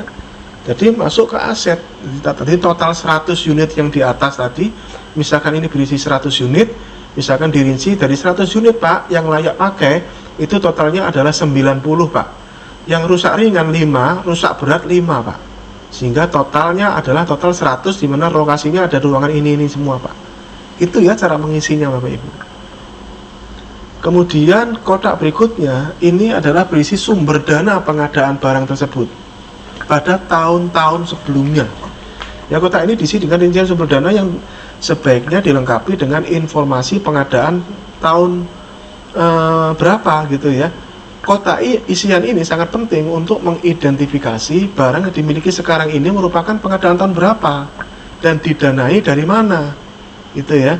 Kotak ini akan sangat memberikan informasi dari seluruh barang yang dimiliki saat ini merupakan pengadaan tahun berapa dan sumber dananya. Banyak hal yang dapat dijadikan bahan pertimbangan pengambilan keputusan dari informasi ini Bapak Ibu. Ya, tabel ini sangat super tabel ini. Contoh isiannya kayak gini nih. Misalkan jumlah barangnya Kita ada laptop Pak, kita tuh laptop Pak, total ini ada 500 unit Pak. Di antara 500 unit ini, yang 100 ini didanai dari APBD Pemprov. Ya, itu pengadaan tahun 2015 Pak. Kemudian yang 300 unit itu APBD Pemda. Pengadaan tahun 2016. Kemudian 100 unit itu hibah Pak dari didanai Pak, ini dari dana APBN Pak, dana kucuran dari APBN Pak, kementerian ini Pak, pengadaan tahun 2019. Nah, ini teridentifikasi dengan jelas Bapak Ibu sumber dana di tahun-tahun sebelumnya. Gitu ya cara mengisinya. Kemudian berikutnya Bapak Ibu adalah kita mengidentifikasi pasokan atau suplai barangnya. Nah ini ya, pasokan atau suplai barangnya. Tabel ini merupakan media dokumentasi analisis pasar oleh PPK yang idealnya sejak perencanaan sudah harus dilakukan walaupun masih belum terlalu detail. Ya, ini diisi apa? Kota yang pertama, kemudian kemudahan memperoleh barang di pasaran, ya atau tidak. Cara kriterianya bagaimana? Ya cek aja Bapak Ibu. Kalau itu ada di online shop, ada di katalog, ada di toko daring, ada di online shop, apalagi marketplace toko daring itu ada gitu, maka Anda isi ya. Kalau itu jarang-jarang, Anda sih tidak, atau bahkan nggak ada sama sekali. Contohnya komponen-komponen barang di BMKG, sulit Bapak Ibu, hampir tidak ada. Itu ya di online shop. Ya, adanya di online shop internasional malahan, ya gitu, kayak gitu-gitu lah ya. Nah, gitu. Nah, kemudian Bapak Ibu diperdetil lagi kondisi rantai pasok. Ya, misalkan ini misalkan Anda di Bekasi, misalkan di Pemda Bekasi membuat ini, Pemkot Bekasi mengisi ini ya, kondisi rantai pasok di kota Bekasi misalkan gitu. Rantai pasoknya apa aja sih barang-barang yang ada di barang-barang laptop di kota Bekasi ini? Merek Axio, misalkan merek Asus, merek merek HP gitu. Ya, merek Axio, rantai pasok di kota Bekasi itu apa? Agen, distributor, reseller, pengecer. Di online shop ada nggak? Merek Zyrek, merek Asus, apa di kota Anda? Ini diidentifikasi Bapak Ibu dan kasih penjelasan di sini rantai pasoknya. Ya, ini mengidentifikasi dari perspektif mereknya ya Bapak Ibu ya, dari perspektif mereknya, bukan dari pelaku usahanya loh ya, mereknya, gitu ya Bapak Ibu. Ini baru benar-benar perencanaan pengadaan Bapak Ibu. Benar-benar kita melakukan analisis pasar, ya. Jadi setiap barang yang akan kita beli, oh ini ada kebutuhan laptop, kita cari yuk di misalnya di Jakarta itu, maksudnya di Mangga 2 sama ITC Cempaka Mas, barang-barang di laptop. Ya, itu seberapa banyak? Kalau merek ini itu rantai pasoknya apa aja yang di situ? Oh, merek A itu adanya distributor Pak. Agen dia nggak ada, distributor sama reseller ya, istilah mereka. Kemudian merek B itu kebalikannya Pak, distributornya nggak ada, cuma agen dan pengecer misalnya begitu. Nah itu Bapak Ibu, ya itu rantai pasok Pak. Kemudian juga dari sisi online shopnya. Ya, kota ini sederhana, ya, namun sebaiknya memberikan penjelasan tambahan terkait rantai pasok atau ketersediaan pelaku usaha pada lokasi kegiatan atau lokasi pengiriman barang. Ya, atau lokasi pengiriman barang. Ya, misalkan kita mau belanja laptop tapi dikirim ke daerah pelosok-pelosok nih, ya cek lah, ya dicek. Itu ya, itu juga kita identifikasi Bapak Ibu. Dijelaskan kondisi ya, dijelaskan kondisi rantai pasok pedagang laptop di kota Anda dengan redaksi. Nah ini contoh kalimatnya ini. Pelaku usaha yang menjual laptop cukup banyak di kota Tulungagung, Jawa Timur, dan bahkan banyak pusat penjualan laptop seperti di titik-titik. Kemudian rantai pasok yang mampu menyediakan jumlah tersebut hanya sampai tingkat agen atau distributor, sedangkan tingkat reseller cukup kesulitan untuk langsung menyediakan jumlah tersebut. Ini Bapak Ibu, ya. Oke, penjelasan ini. Ini contoh-contohnya sudah ada di sini. Silahkan dikutip ya. Oke, kotak berikutnya adalah terdapat produsen atau pelaku usaha dinilai mampu dan memenuhi syarat atau tidak. Nah ini Bapak Ibu, banyak enggak? Nah ini sebenarnya mirip dengan di atasnya, ini ada berbeda sedikit ya. rantai pasok, jumlah pelaku usahanya. Kalau ini adalah seperti ini Bapak Ibu, kalau ini lebih detail lagi, lebih ke jumlah pelaku usahanya Bapak Ibu. Misalkan merek A, merek A, rantai pasoknya ada berapa agen di dalam di kota Anda, ada berapa distributor di kota Anda. Kalau misalkan sekiranya banyak, ya terus saja banyak, nggak usah dihitung. Tapi kalau hanya segelintir, misalnya hanya ada 2 agen, hanya ada 1 distributor, ya tuliskan. Tapi kalau banyak ya udah banyak. Reseller, kalau reseller itu biasanya banyak. Itu ya Bapak Ibu ya. Per mereknya ini, per merek-mereknya. Perbedaan dengan kotak isian di atas adalah objek isiannya. Kotak isian ini lebih mengidentifikasi dari pendekatan merek-merek yang tersedia di pasar. Sedangkan pada kotak isian ini lebih mengidentifikasi ketersediaan pelaku usahanya. Pada kotak isian ini diidentifikasi per rantai pasok terhadap jumlahnya, apakah banyak atau terbatas. Apabila sedikit, sedapat mungkin disebutkan. Selain itu juga diidentifikasi ini juga dilakukan pada merek yang tersedia.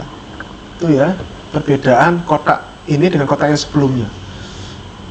Kotak berikutnya adalah apabila terbatas. Jadi kotak ini kalau jawaban di atas terbatas ya. Kalau ternyata banyak nggak usah diisi. Kalau nggak terbatas, jelaskan dan sebutkan nama penyedianya yang yang bisa memenuhi ini. Setiap penyedia dijelaskan identitas singkat penyedia, berapa kali berkontrak pada tahun berapa, serta jelaskan singkat kinerja penyedianya. Dijelaskan Bapak Ibu, ya, dijelaskan nama penyedianya, Bapak Ibu, ya. Ini bisa ditambahkan ini ya, rantai pasok.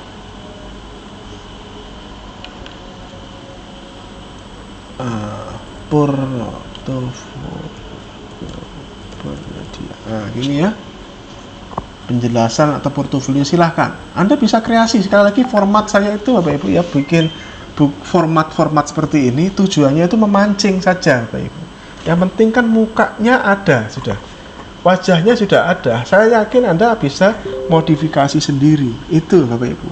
Buku ini mahalnya adalah karena adalah sebagai inisiator format dokumen. Selain nanti Anda bisa Anda bisa buat sendiri, Anda bisa modifikasi sendiri ya di bukunya.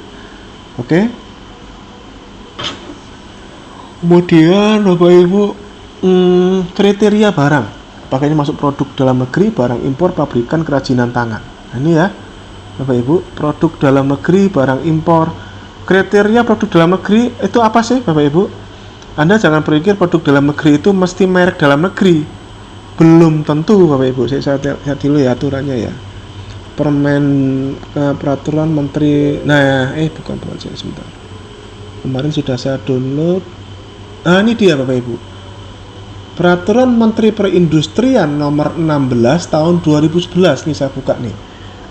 Definisi produk dalam negeri. Kita kan suka ngomong produk dalam negeri. Definisinya apa? Apa Anda pikir produk dalam negeri itu mesti merek dalam negeri? Belum tentu. Ya, belum tentu Bapak Ibu. Merek seperti Toyota Avanza gitu, masuk produk dalam negeri nggak? Kita lihat. Nah, ya peraturan Menteri Perindustrian ini pasti berlaku Bapak Ibu. Ini nggak dihapus, ini berlaku, dipakai ini sekarang.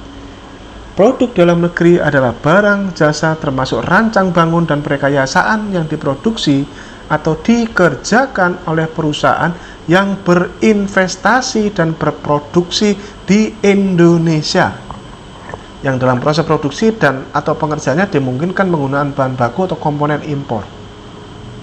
Ya, ini definisinya jelas ini loh, Bapak Ibu. Produk dalam negeri itu adalah pokoknya pabriknya ada di Indonesia, gitu. Ya, jadi kalau tadi saya nanya Toyota Avanza itu masuk kriteria produk dalam negeri nggak? Pabriknya ada di sini, Bapak Ibu. Ya, dan itu, ya itu. Bapak Ibu ya, kita dan kita harus pahami Bapak Ibu bahwa TKD yang kewajiban menggunakan produk dalam negeri itu adalah kalau TKDN plus BMP, bobot manfaat ya, produk itu lebih dari 40%. Kalau BMP tidak ada informasinya, berarti dianggap BMP-nya 0.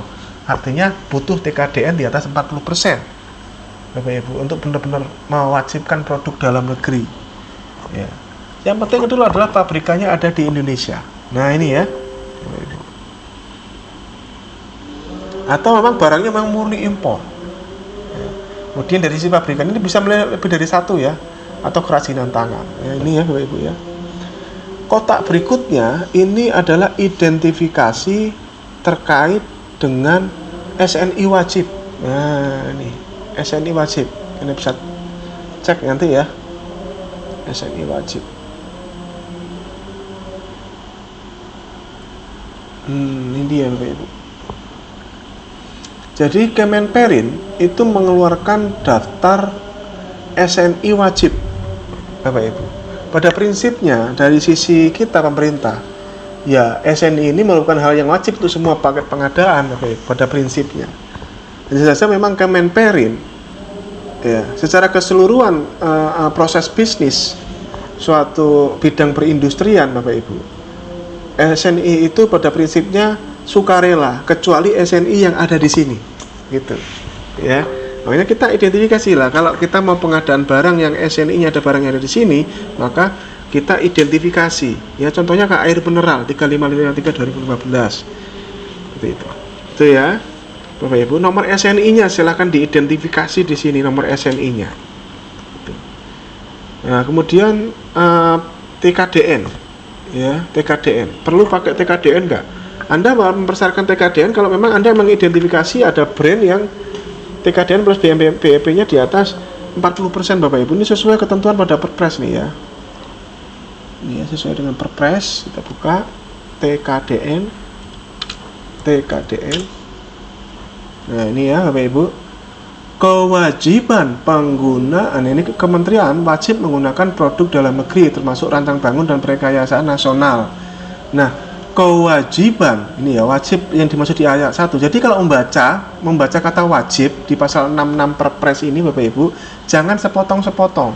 Membacanya harus utuh satu pasal ini. Anda lihat, ini kan pasal ini berurutan Bapak Ibu. Kementerian wajib menggunakan produk dalam negeri. Nah, dilanjutkan di ayat 2, kewajiban penggunaan sebagaimana dimaksud ayat 1. Berarti ini kan dia ngomongin ayat 1 nih, ayat 2-nya. Dilakukan bila terdapat produk dalam negeri yang memiliki penjumlahan TKDN ditambah bobot manfaat perusahaan, nah yang punya pabrikannya tadi, itu paling sedikit 40%. Lihatnya gimana Pak? Ya, cara menghitungnya lihat saja di katalog Bapak Ibu. Kalau tidak tersedia BMP, maka dianggap BMP-nya 0. Sehingga kalau satu barang itu tidak tersedia BMP-nya, maka dia membutuhkan paling sedikit 40% ya untuk kewajiban penggunaan produk dalam negeri, sehingga tidak menerima barang yang diimpor dari luar. Dan kita kembali lagi Bapak Ibu, definisi produk dalam negeri kembali lagi kepada peraturan Menteri Perindustrian tadi nih ya Bapak Ibu ya, produk yang pabriknya ada di Indonesia. Ya, ini saya berbicara sesuai aturannya ya Bapak Ibu ya. Nanti silakan komentari kalau salah. Ya. Bagaimana cek TKDN? Bisa cek di TKDN Kemenperin. Ini cuma ini saya izin untuk mengkritisi ini Bapak Ibu ya. Filternya agak susah. Kalau ini enak Pak. Misalkan ini kayak mau, kalau SNI wajib tadi enak nih, semen misalkan. Loh, semen langsung muncul dia. Jadi sistem filternya enak ini. Tapi kalau ini susah ini Bapak Ibu ya. Saya sendiri aja ya Bapak Ibu ya. Dari sisi apanya ini? Dari sisi kita ngomong produk aja, misalkan laptop aja. Ya, seperti ini segelintir aja Bapak Ibu. Padahal saya yakin ini namanya macam-macam ini. Ya itulah, ya kita kesulitannya di situ Bapak Ibu. Ya, Acer ya, ini kita lihat ya, Acer. Kemudian ada dan seterusnya ini ya. Bapak Ibu, ini sistem filternya ini saya mohon izin mengkritik nih ya, portal TKDN ini Bapak Ibu ya. Atau dari katalog kan ada informasinya tuh TKDN. Kalau BMP Pak, ya kalau barangnya itu ada di sini Anda bisa cek BMP-nya. Tapi kalau tidak ada, maka secara hukum dianggap 0 BMP-nya. Sehingga ya butuhnya TKDN di atas 40% supaya itu menjadi pasal wajib. Seperti bagaimana tertuang pada pasal 66 ayat 1 dan ayat 2. Ya ini ya, nilai TKDN dan BMP pada ayat 2 mengacu pada daftar inventarisasi barang jasa produksi dalam negeri yang diterbitkan oleh Kementerian Perindustrian ya. Kewajiban penggunaan produk dalam negeri pada ayat 2 dilakukan pada tahap perencanaan persiapan pemilihan. Ya, gitu ya. Oke. Itu ya terkait dengan TKDN dan SNI dan TKDN. Berikutnya Bapak Ibu, kita mengidentifikasi persyaratan lainnya nih. Apa saja di situ? Ekspedisi Bapak Ibu, cara pengiriman dan pengangkutan. Ini identifikasi sejak awal nih Bapak Ibu. Wah, sampai sedetail itu. Ya iya, itu cara mengidentifikasi nih Bapak Ibu. Ya. Misalkan kita ada kebutuhan katakanlah 200 unit laptop yang akan kita bagi kepada 50 sekolah dasar di seluruh Pemda, dalam satu Pemda gitu. Misalkan begitu. Nah, itu kan kirim ke desa-desa, kecamatan. Nah, ini diidentifikasi Bapak Ibu. Tujuan pengiriman ini, pilihan ekspedisinya pakai apa? Tujuan pengiriman kecamatan ini ekspedisi pakai apa? Belum tentu sama, bisa beda Bapak Ibu. Diidentifikasi. Nah, sekarang ini banyak portal-portal yang membantu kita untuk cek ongkir Bapak Ibu ya. Banyak ya, cek ongkir itu mudah sekali, banyak portal-portalnya Bapak Ibu seperti berdu.id ya, atau shipper.id. Kalau saya suka pakai berdu ini Bapak Ibu ya, karena mudah, ini tinggal ngisi begini aja, berat ya, kemudian perkiraannya keluar ya. Ini perkiraan saja Bapak Ibu ya, atau pakai ini nih, shipper.id, pakai begini, cek tarif asal, tujuan, berat ya, gitu ya. Sekarang kita sudah banyak dibantu oleh ini Bapak Ibu ya. Ada cekongkir.com, Anda bisa gunakan nih, cekongkir.com. Nah, ini kita identifikasi sejak awal nih Bapak Ibu ya, seperti ini. Oke, portal-portal ini insya Allah ini sangat bermanfaat Bapak Ibu ya. Nah, kotak isian ini diisi dengan cara mengirimkan dan pengiriman dan pengangkutan barang. Identifikasi pada kotak isian ini menjadi dasar pengisian ketentuan pada SSKK nanti. Seringkali penulis melihat bagian ini tuh diserahkan sepenuhnya kepada pelaku usaha. Oh, jangan ya, rugi Pak, kita yang tentukan Pak. Kita identifikasi Pak, ekspedisi yang bagus kalau wilayah situ yang bagus itu ini Pak. Oh, kalau di Papua yang bagus itu ekspedisi ini Pak. Kita yang tentukan Pak. Apalagi kalau itu niatnya nanti dikompetisikan lewat bidding. Belum tentu Pak pelaku usaha itu tahu kalau wilayah itu yang bagus itu pengiriman layanannya itu paling bagus itu pakai ekspedisi A atau B, itu belum tentu. Tapi Anda yang ada di situ yang lebih tahu Bapak Ibu. Kan sekali lagi ini ngisi user yang ngisi formulir ini. Anda yang lebih tahu, kalau di wilayah saya Pak, layanan yang paling bagus itu pakai yang ini Pak. Nah, gitu ya. Oke, identifikasi terhadap cara pengiriman ini sangat penting sekiranya setidaknya sebagai acuan menyusun HPS. Selain itu, identifikasi cara pengiriman memastikan pilihan-pilihan ekspedisi yang digunakan dan dituangkan pada spek nantinya. Pilihan ekspedisi merupakan bagian komponen barang jasa pada suatu dokumen spesifikasi, sehingga ini langsung saja sebutkan merek gak apa-apa Bapak Ibu, karena ini bagian dari komponen ya, tidak perlu dikompetisikan ya. Artinya penyedia jasa ekspedisi tidak dikompetisikan Pak. PPK lah yang mempunyai hak lebih untuk mengatur bahwa barang itu harus dikirim menggunakan apa gitu ya Bapak Ibu. Silakan sebutkan saja ya, itu ya. Apabila pengiriman barang di daerah ke daerah-daerah tertentu, BPK dapat menggali informasi ekspedisi mana yang layanannya paling bagus di kota tersebut, atau yang memang paling tepat waktu, yang nggak pernah mengecewakan kah. Jadi titeni aja yang dikirim terus barangnya besok. Nah, itu jangan Bapak Ibu. Ya layanan ini Bapak Ibu. Ya jangan lihat dari harga yang paling murahnya, jangan, sudah ini layanan, karena ini nggak dikompetisikan Bapak Ibu. Ya ini ya, mengidentifikasi ini Bapak Ibu sangat penting. Ya, mengidentifikasi ini. Hal seperti ini penting diidentifikasi karena proses pengiriman barang merupakan salah satu bagian kritis dari keberhasilan. Barangnya ini benar nih, sudah belinya benar, speknya benar, barangnya benar, dikirim besok Pak. Ada yang bagian yang gripis gitu ya, karena nggak profesional ekspedisinya, lempar cret, padahal dikasih tulisan fragile tapi terlempar, ada bagian yang gripis, ya rugi Pak. Gak peduli, saya minta ganti. Jangan mau terima, gitu Bapak Ibu. Itulah kita gunanya mengidentifikasi ekspedisinya, pengiriman dan pengangkutan. Kemudian cara pemasangan, kalau memang ini butuh pemasangan, ya. Kotak ini opsional Bapak Ibu, hanya apabila lingkupnya itu termasuk pemasangan instalasi Bapak Ibu. misalkan pengadaan AC gitu ya. Bisa pengadaan AC nggak input pemasangannya, Pak, siapa yang masang? Ya rugi, Pak, ya sekalian dia yang masang lah gitu lah ya. Kalau Anda belinya ke toko AC mestinya nggak ada masalah, Pak. Tapi Anda belinya ke bendera itu kan itu masalah tuh. Harus dia cari-cari itu. Jadi saran saya belinya langsung ke toko AC. Ya, toko-toko elektronik Bapak Ibu insya Allah menyediakan teknisi-teknisi untuk sekaligus jasa pemasangannya. Identifikasi cara pemasangan merupakan hal penting Bapak Ibu, karena ini akan meningkatkan value for money dari barang yang akan dibeli. Dalam perencanaan pengadaan, PPK diminta untuk tidak hanya berpikir beli pakai ya. Karena ada barang-barang tertentu yang memang membutuhkan pemasangan baru dipakai ya. Pikirkan konsep beli, pasang, pakai, jangan beli pakai gitu ya, supaya apabila ternyata hasil identifikasi membutuhkan cara pemasangan, maka sudah langsung teridentifikasi dan tertuang pada formulir ini dan nantinya dituangkan di SSKK dan di spek. Beli, pasang, pakai itu mindset Anda.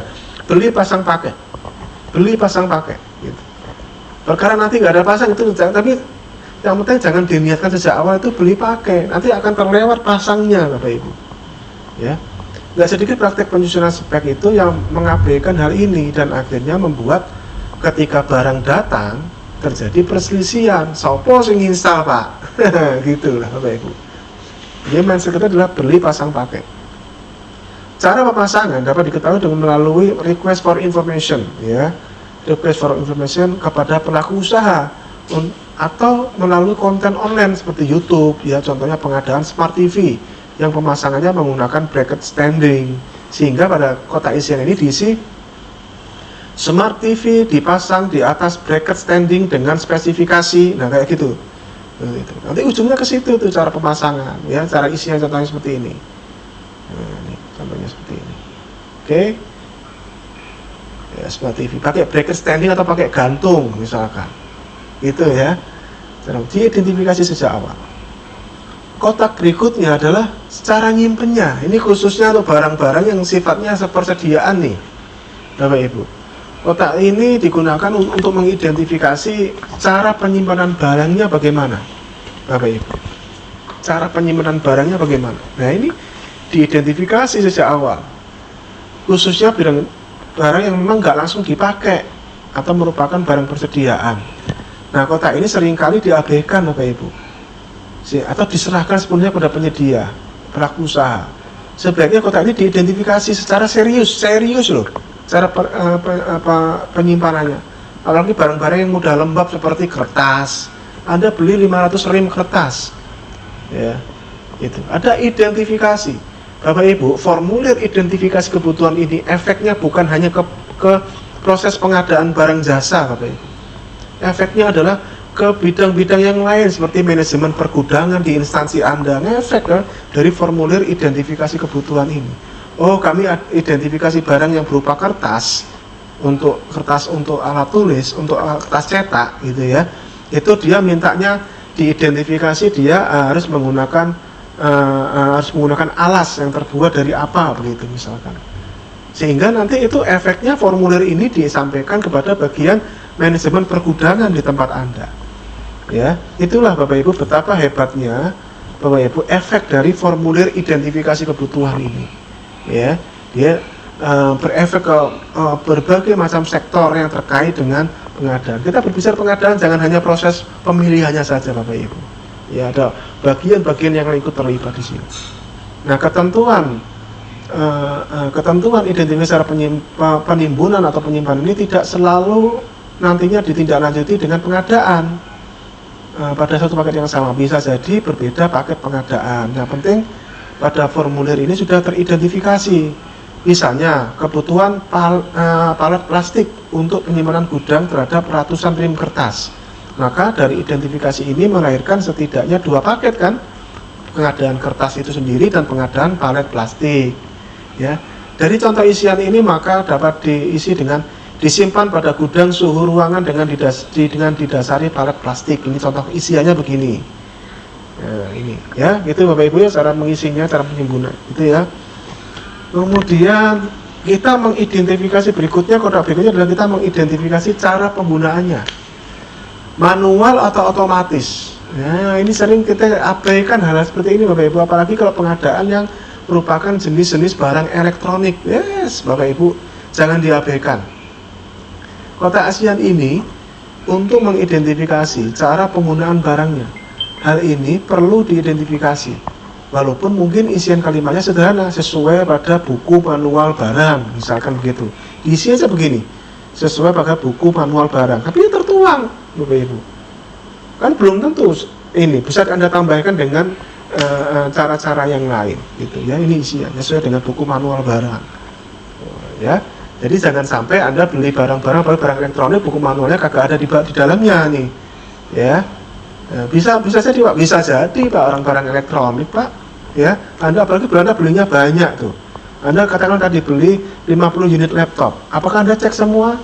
Salah satu checklistnya adalah buku manualnya harus ada, dipastikan ada. Selain garansinya, serial numbernya, buku manualnya masing-masing harus ada. Nah, gitu. Itu akan menentukan, mengidentifikasi cara penyimpanan, cara pengoperasian. Tujuan isian pada kotak ini lebih untuk mengidentifikasi apakah pengoperasian barang ini bersifat manual atau otomatis. Contohnya ini ya, pengadaan mobil. Pada identifikasi kebutuhan ini dapat dituangkan metode perpindahan persneling, apakah menggunakan manual atau otomatis, misalnya begitu. Ya. Saat ini diketahui banyak barang beredar di pasaran itu menggunakan pengoperasian yang otomatis, Pak. Ya, yang matic itu banyak, Ibu. Ya. Dan misalkan kita beli, misalkan untuk di rumah sakit gitu ya, di puskesmas Anda beli alat timbangan. Ada sekarang timbangan yang mesti menggunakan timbangan yang manual, ya, masih menggunakan angka manual, itu ada yang digital. Nah itu Bapak Ibu, diidentifikasi model yang seperti apa, mana, karena yang manual dan yang otomatis beda regone Pak, beda harganya, beda speknya, Bapak Ibu ya. Gitu. Apabila pasaran terhadap suatu barang tersedia model otomatis, maka perlu dipertimbangkan nih. Pasti memiliki kelebihan tapi juga punya kekurangan, Bapak Ibu. Sama halnya seperti mobil ya, dengan personil manual dan otomatis masing-masing punya kelebihan dan kekurangan. Disinilah Bapak Ibu kotak ini mengambil keputusan ya, kita mau model manual atau matic gitu ya. Jadikan faktor after sales service dan ketersediaan suku cadang menjadi pertimbangan utama ya. Biasanya orang akan bertanya, Pak, bagaimana kita menentukan ini, kita mau mengidentifikasi mau pakainya manual atau matic? Dua faktor yang Anda pertimbangkan. Pertama adalah faktor after sales service-nya. Kalau kita memilih produk A yang model matic, merek A, modelnya matic, itu di kota Anda after sales service-nya ada nggak? Dibandingkan dengan sama mereknya, merek A juga tapi manual, after sales service-nya gimana? Ya, gitu. Kemudian itu dari sisi after sales service. Yang kedua, pertimbangannya dari sisi ketersediaan suku cadang. Ya. Ya. Jangan kita kadang-kadang tuh suka latah. Wah, ini ada barang matic, kita beli yang matic aja lah gitu ya. Tahunya ada tempatnya agak-agak belos atau terpelosok gitu Bapak Ibu ya. Atau memang di tempat Anda susah suku cadangnya, atau memang barang itu Bapak Ibu toko suku cadangnya sangat terbatas, nanti besok rusak itu harus kita bawa itu jauh gitu servisnya gitu ke tempat lain, itu Bapak Ibu. Itu pertimbangkan hal-hal seperti itu Bapak Ibu. Dua hal itu untuk mempertimbangkan apakah ini manual atau otomatis gitu ya. Barang yang menggunakan model otomatis harus dipastikan ketersediaan suku cadang dan mekanisme perbaikannya, karena barang-barang model otomatis cenderung sekali rusak akan menghabiskan biaya yang mahal dibandingkan manual. BPK dapat meminta masukan dari ahli barang tersebut. Itu ya, cara untuk mengidentifikasi manual otomatis. Oke. Berikutnya kita mengidentifikasi kebutuhan pelatihan untuk pengoperasian. Nah, ini sering juga tidak dipikirkan Bapak Ibu. Terutama sekali lagi khususnya barang-barang elektronik nih. Ya atau tidak? Kotak ini digunakan untuk mengidentifikasi kebutuhan pelatihan. Isian ini sangat penting, khususnya barang-barang yang high-tech nih. Jangan sampai kita beli barang, lalu kita nggak tahu nih, barangnya sudah sampai, wah gaya nih, barangnya high-tech nih. operatornya kagak ada Bapak Ibu. Oh, nyoba pencet, rusak gitu ya malahan. Itu Bapak Ibu. Barang-barang high tech, apalagi merupakan barang impor, waduh wis Bapak Ibu, yang tidak tersedia di Indonesia, maka Anda pelajari istilah-istilah berikut ini Bapak Ibu. Di dalam pengisian kebutuhan pelatihan ini, Anda pelajari empat hal ini. Factory acceptance test. Tes fungsi barang di tempat pabrikan di luar negeri. Ada identifikasi, perlu enggak? Anda tuangkan di sini. Factory acceptance test, seperti pengadaan-pengadaan di BMKG, karena tidak tersedia di Indonesia dan barang custom gitu ya, rakitan di luar negeri, ada ininya factory acceptance test. Tes fungsi barang di tempat pabrikan di luar negeri. Ini khusus kalau yang memang barang impor ya. Kemudian factory training. Pelatihan personil instansi oleh pabrikan yang kemudian mendapatkan sertifikasi dari pabrikan tersebut, di mana nantinya operator inilah yang hanya operator ini yang sudah tersertifikasi dari pabrikan ini yang hanya boleh mengoperasikan alat ini, yang lain tidak boleh. Begitu Bapak Ibu. Kirim ASN-nya untuk pelatihan oleh pabrikannya, nanti dikasih sertifikat dan itu hanya dia yang boleh mengoperasikan. Itu kita identifikasi, kita pikirkan hal-hal seperti ini Bapak Ibu sejak awal. Kalau memang itu barangnya adalah barang yang bersifat impor, ya. Kemudian pikirkan lagi apa yang disebut dengan site acceptance test. Tes fungsi barang di tempat lokasi pekerjaan. Kalau tadi kan factory acceptance di pabrikan, di tempat pabriknya. Kalau ini sudah dipasang di Indonesia, ini tes fungsinya dilakukan hal yang sama pada saat masih di pabrikan Bapak Ibu. Ini sangat penting Bapak Ibu. Loh Pak, kalau ujung-ujungnya nanti ada SAT, FAT nggak perlu. Oh perlu Pak. FAT ini perlu Bapak Ibu, tes fungsi barang untuk memastikan ini sebelum dikirim itu barangnya itu benar-benar memang sudah berfungsi di sana, didokumentasikan, didokumentasikan dengan baik berupa video Bapak Ibu, berfungsi dengan baik ya.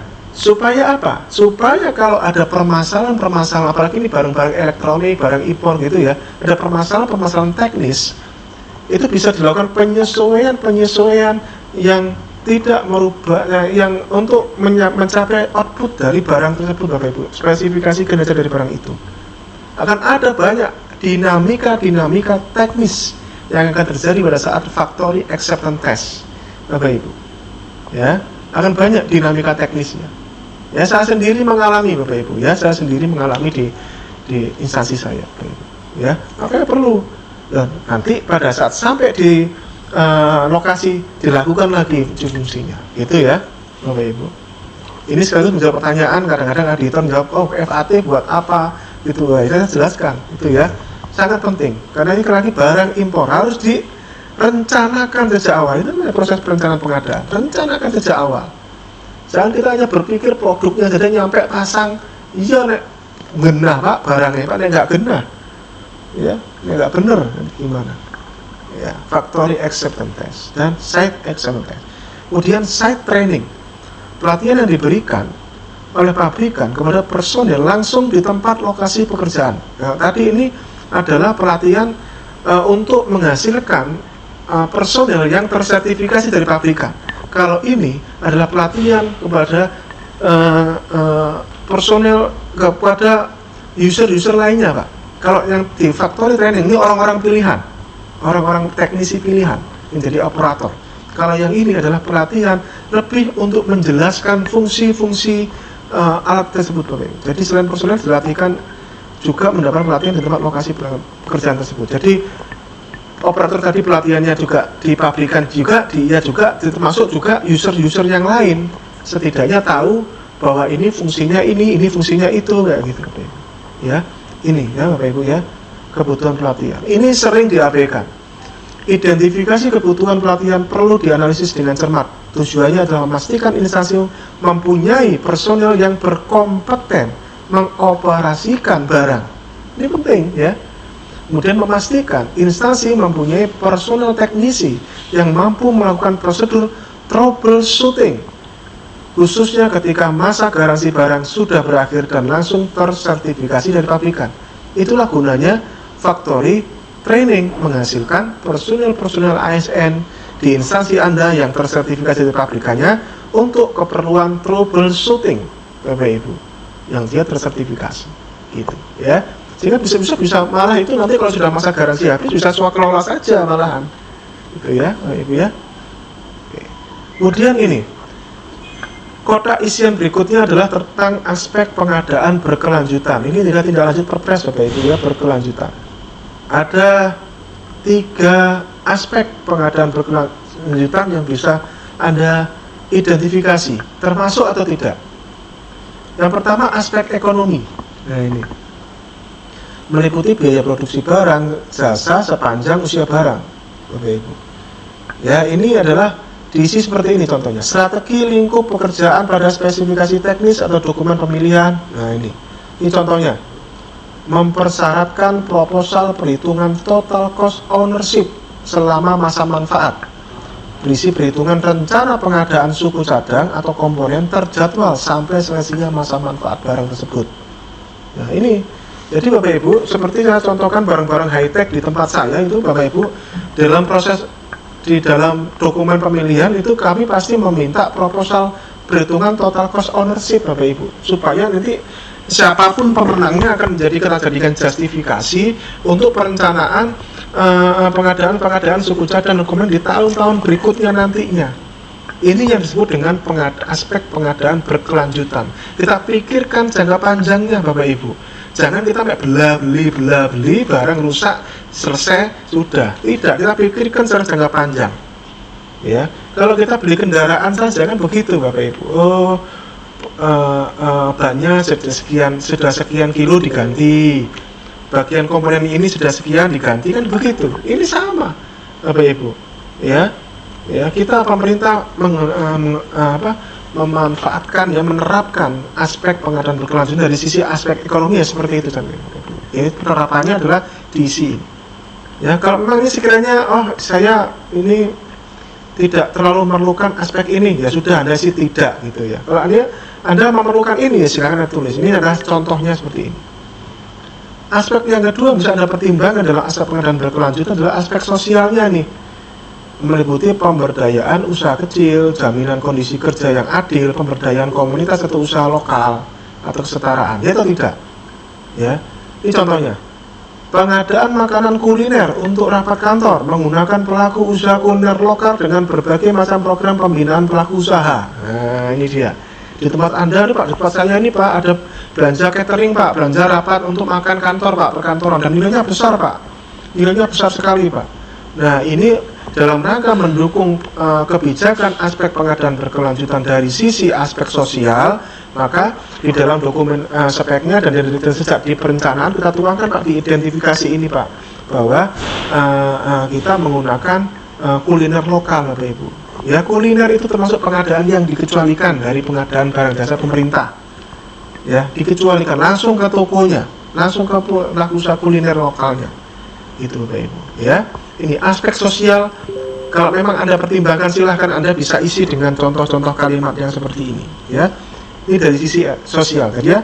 Ekonomi sudah, sosial sudah. Yang ketiga dari sisi lingkungan hidup. Nah, ini ya. Sisi lingkungan hidup meliputi pengurangan dampak negatif terhadap kesehatan, kualitas udara, kualitas tanah, kualitas air, dan menggunakan sumber daya alam sesuai dengan ketentuan peraturan perundang. Ada pertimbangan pakai ini enggak? Contohnya apa? Contohnya, penyusunan spektek mengutamakan referensi kualitas barang dari merek-merek yang terdaftar eco-label dari Kementerian KLHK, Bapak Ibu. Ya. Barang-barang eco-label itu apa Pak? Googling aja Pak, kalau nggak ngerti. Barang-barang eco-label seperti ini ya. Barang eco-label.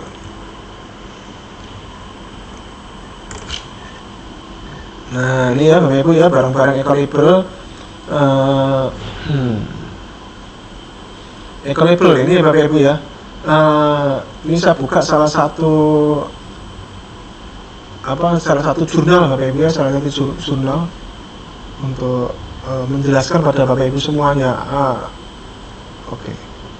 Set ini ya.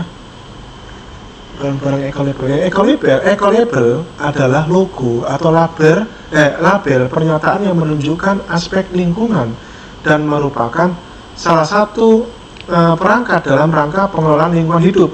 Eco-label merupakan sarana penyampaian informasi yang akurat, verifiable, dan tidak menyesatkan kepada konsumen mengenai aspek lingkungan dari satu produk, komponen atau kemasannya. Ya, ini berdasarkan standarisasi dari Menhk ya, ISO 14020. Kita lihat standarisasi ini ya. Kita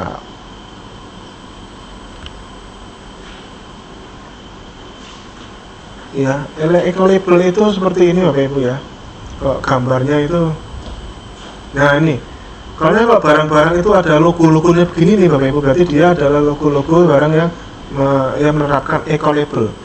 Nah, ini bisa Anda jadikan justifikasi dalam membuat suatu referensi inputan dalam menyusun spesifikasi teknis. Kenapa kok Anda standarnya seperti ini? Ya karena ini dalam rangka menerapkan amanat dari Perpres Pak, amanat dari Perpres untuk pengadaan yang berkelanjutan dari sisi aspek lingkungan Pak. Berkelanjutan. Ya, tentang auditor gitu jawabannya tuh. Kenapa kok standarnya yang seperti ini? Nah ini Pak, kita menlanjuti yang ini Pak. Ya, aspek pengadaan yang berkelanjutan Bapak Ibu. Dan ini juga menjadi bagian dari tujuan pengadaan. Pasal 4, amanah pasal 4 adalah meningkatkan pengadaan berkelanjutan. Ya, kemudian salah satu kebijakan PBJ yang menjadi kunci utama di sini di dalam Perpres di pasal 5 diterangkan di sini melaksanakan pengadaan berkelanjutan. Nah, dalam rangka menjalankan amanat Perpres ini Pak, makanya standar barang yang saya jadikan standar kualitas itu adalah barang yang menggunakan eco-label gitu ya. Gitu ya, sekilas mengenai eco-label gitu ya Bapak Ibu. Jadi kotak ini memang merupakan pilihan yang dapat dipilih lebih dari satu kali ya, lebih dari satu dari tiga ini. Implementasi isian aspek pengadaan yang berkelanjutan dapat dituangkan pada isian tabel di bawah pilihan di atas. Khusus untuk aspek lingkungan hidup, PPK wajib mengidentifikasi barang-barang yang terdaftar ramah lingkungan hidup atau eco-label.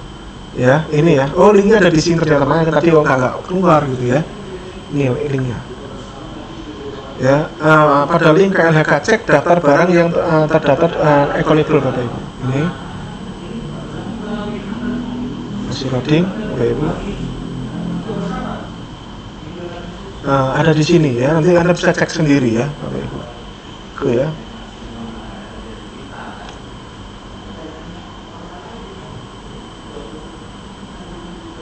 Apabila barang yang akan dibeli terdapat merek yang masuk eco-label maka sebaiknya spesifikasi barang itu dijadikan sebagai referensi inputan gitu ya Bapak Ibu ya.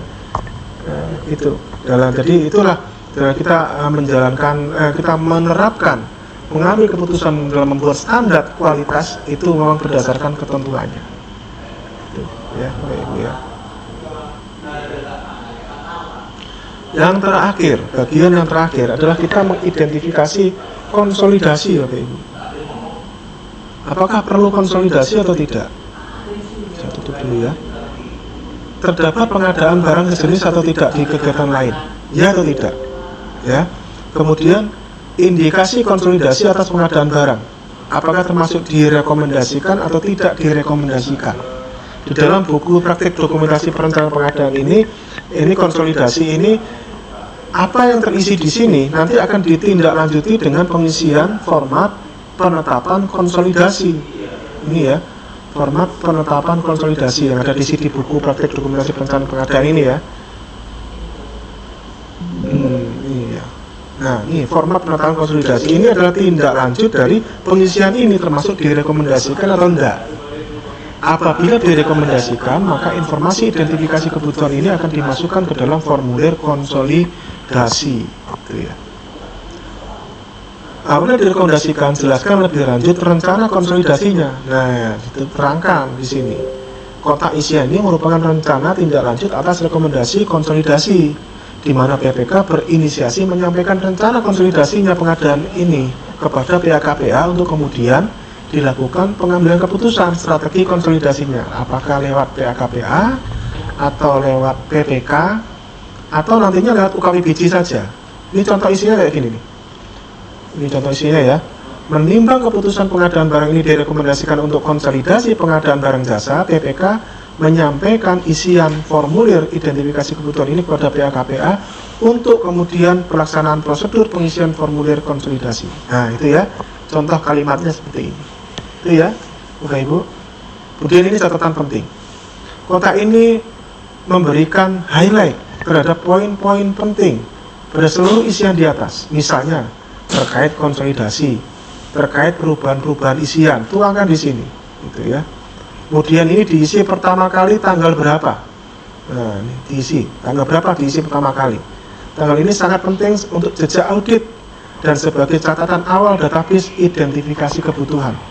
Kemudian disusun oleh siapa? Sebaiknya diisi oleh nama usernya, end usernya. Sesuai SOP tadi itu ya Bapak Ibu ya, formulir ini yang isi end user. Disetujui oleh siapa? Sebaiknya diisi oleh jabatan PPK. Walaupun kotak ini adalah persetujuan atas isian formulir, namun secara hukum pihak yang bertanggung-jawaban tetap saja yang menyusun adalah PPK, bukan pengguna akhir, Bapak Ibu. Dan akhirnya kotak-kotak tanda tangan seperti ini, dan proses tenaga ahli dan sabuk. Itu ya Bapak Ibu, secara keseluruhan Bapak Ibu kita sudah mengupas, membedah halaman 48 buku ini Bapak Ibu ya. Halaman 28 ya, halaman 28 ke bawah ada beberapa halaman yang terkait dengan ini Bapak Ibu. Sudah kita kupas isinya Bapak Ibu ya. Dalam YouTube ini, dan formatnya Anda bisa cari di CD bukunya Bapak Ibu. Insya Allah ini bisa bermanfaat buat Bapak Ibu semuanya. Pesan saya Bapak Ibu, lakukan identifikasi kebutuhan ini untuk seluruh item barang dan untuk seluruh pekerjaan-pekerjaan jasa yang ada di instansi Anda yang Anda anggarannya Bapak Ibu. Dan sekali isi seumur hidup, berikutnya tinggal monef. Itu ya Bapak Ibu. Identifikasi kebutuhan adalah hal yang sangat mendasar, bagian dari awal dari proses perencanaan pengadaan, di mana di formulasi ini bagian dari awal ini Bapak Ibu ya, bagian dari yang kemudian dari sinilah nanti akan masuk ke formulir berikutnya, formulir penerapan konsolidasi, formulir perencanaan pengadaan, analisis pasar, kertas kerja spek, kertas kerja perkiraan harga, spek itu sendiri, perkiraan harga itu sendiri, baru kemudian direview sama APIP, kemudian barulah ditetapkan sebagai RUP dan diinput di RUP dan diumumkan oleh PAKPA sebagai pengumuman di sirup. Dan terus dilakukan perubahan manakala ada perubahan. Oke, sukses buat Bapak Ibu semuanya. Bapak Ibu, semoga ini bermanfaat buat Bapak Ibu semuanya. Assalamualaikum warahmatullahi wabarakatuh. Salam pengadaan.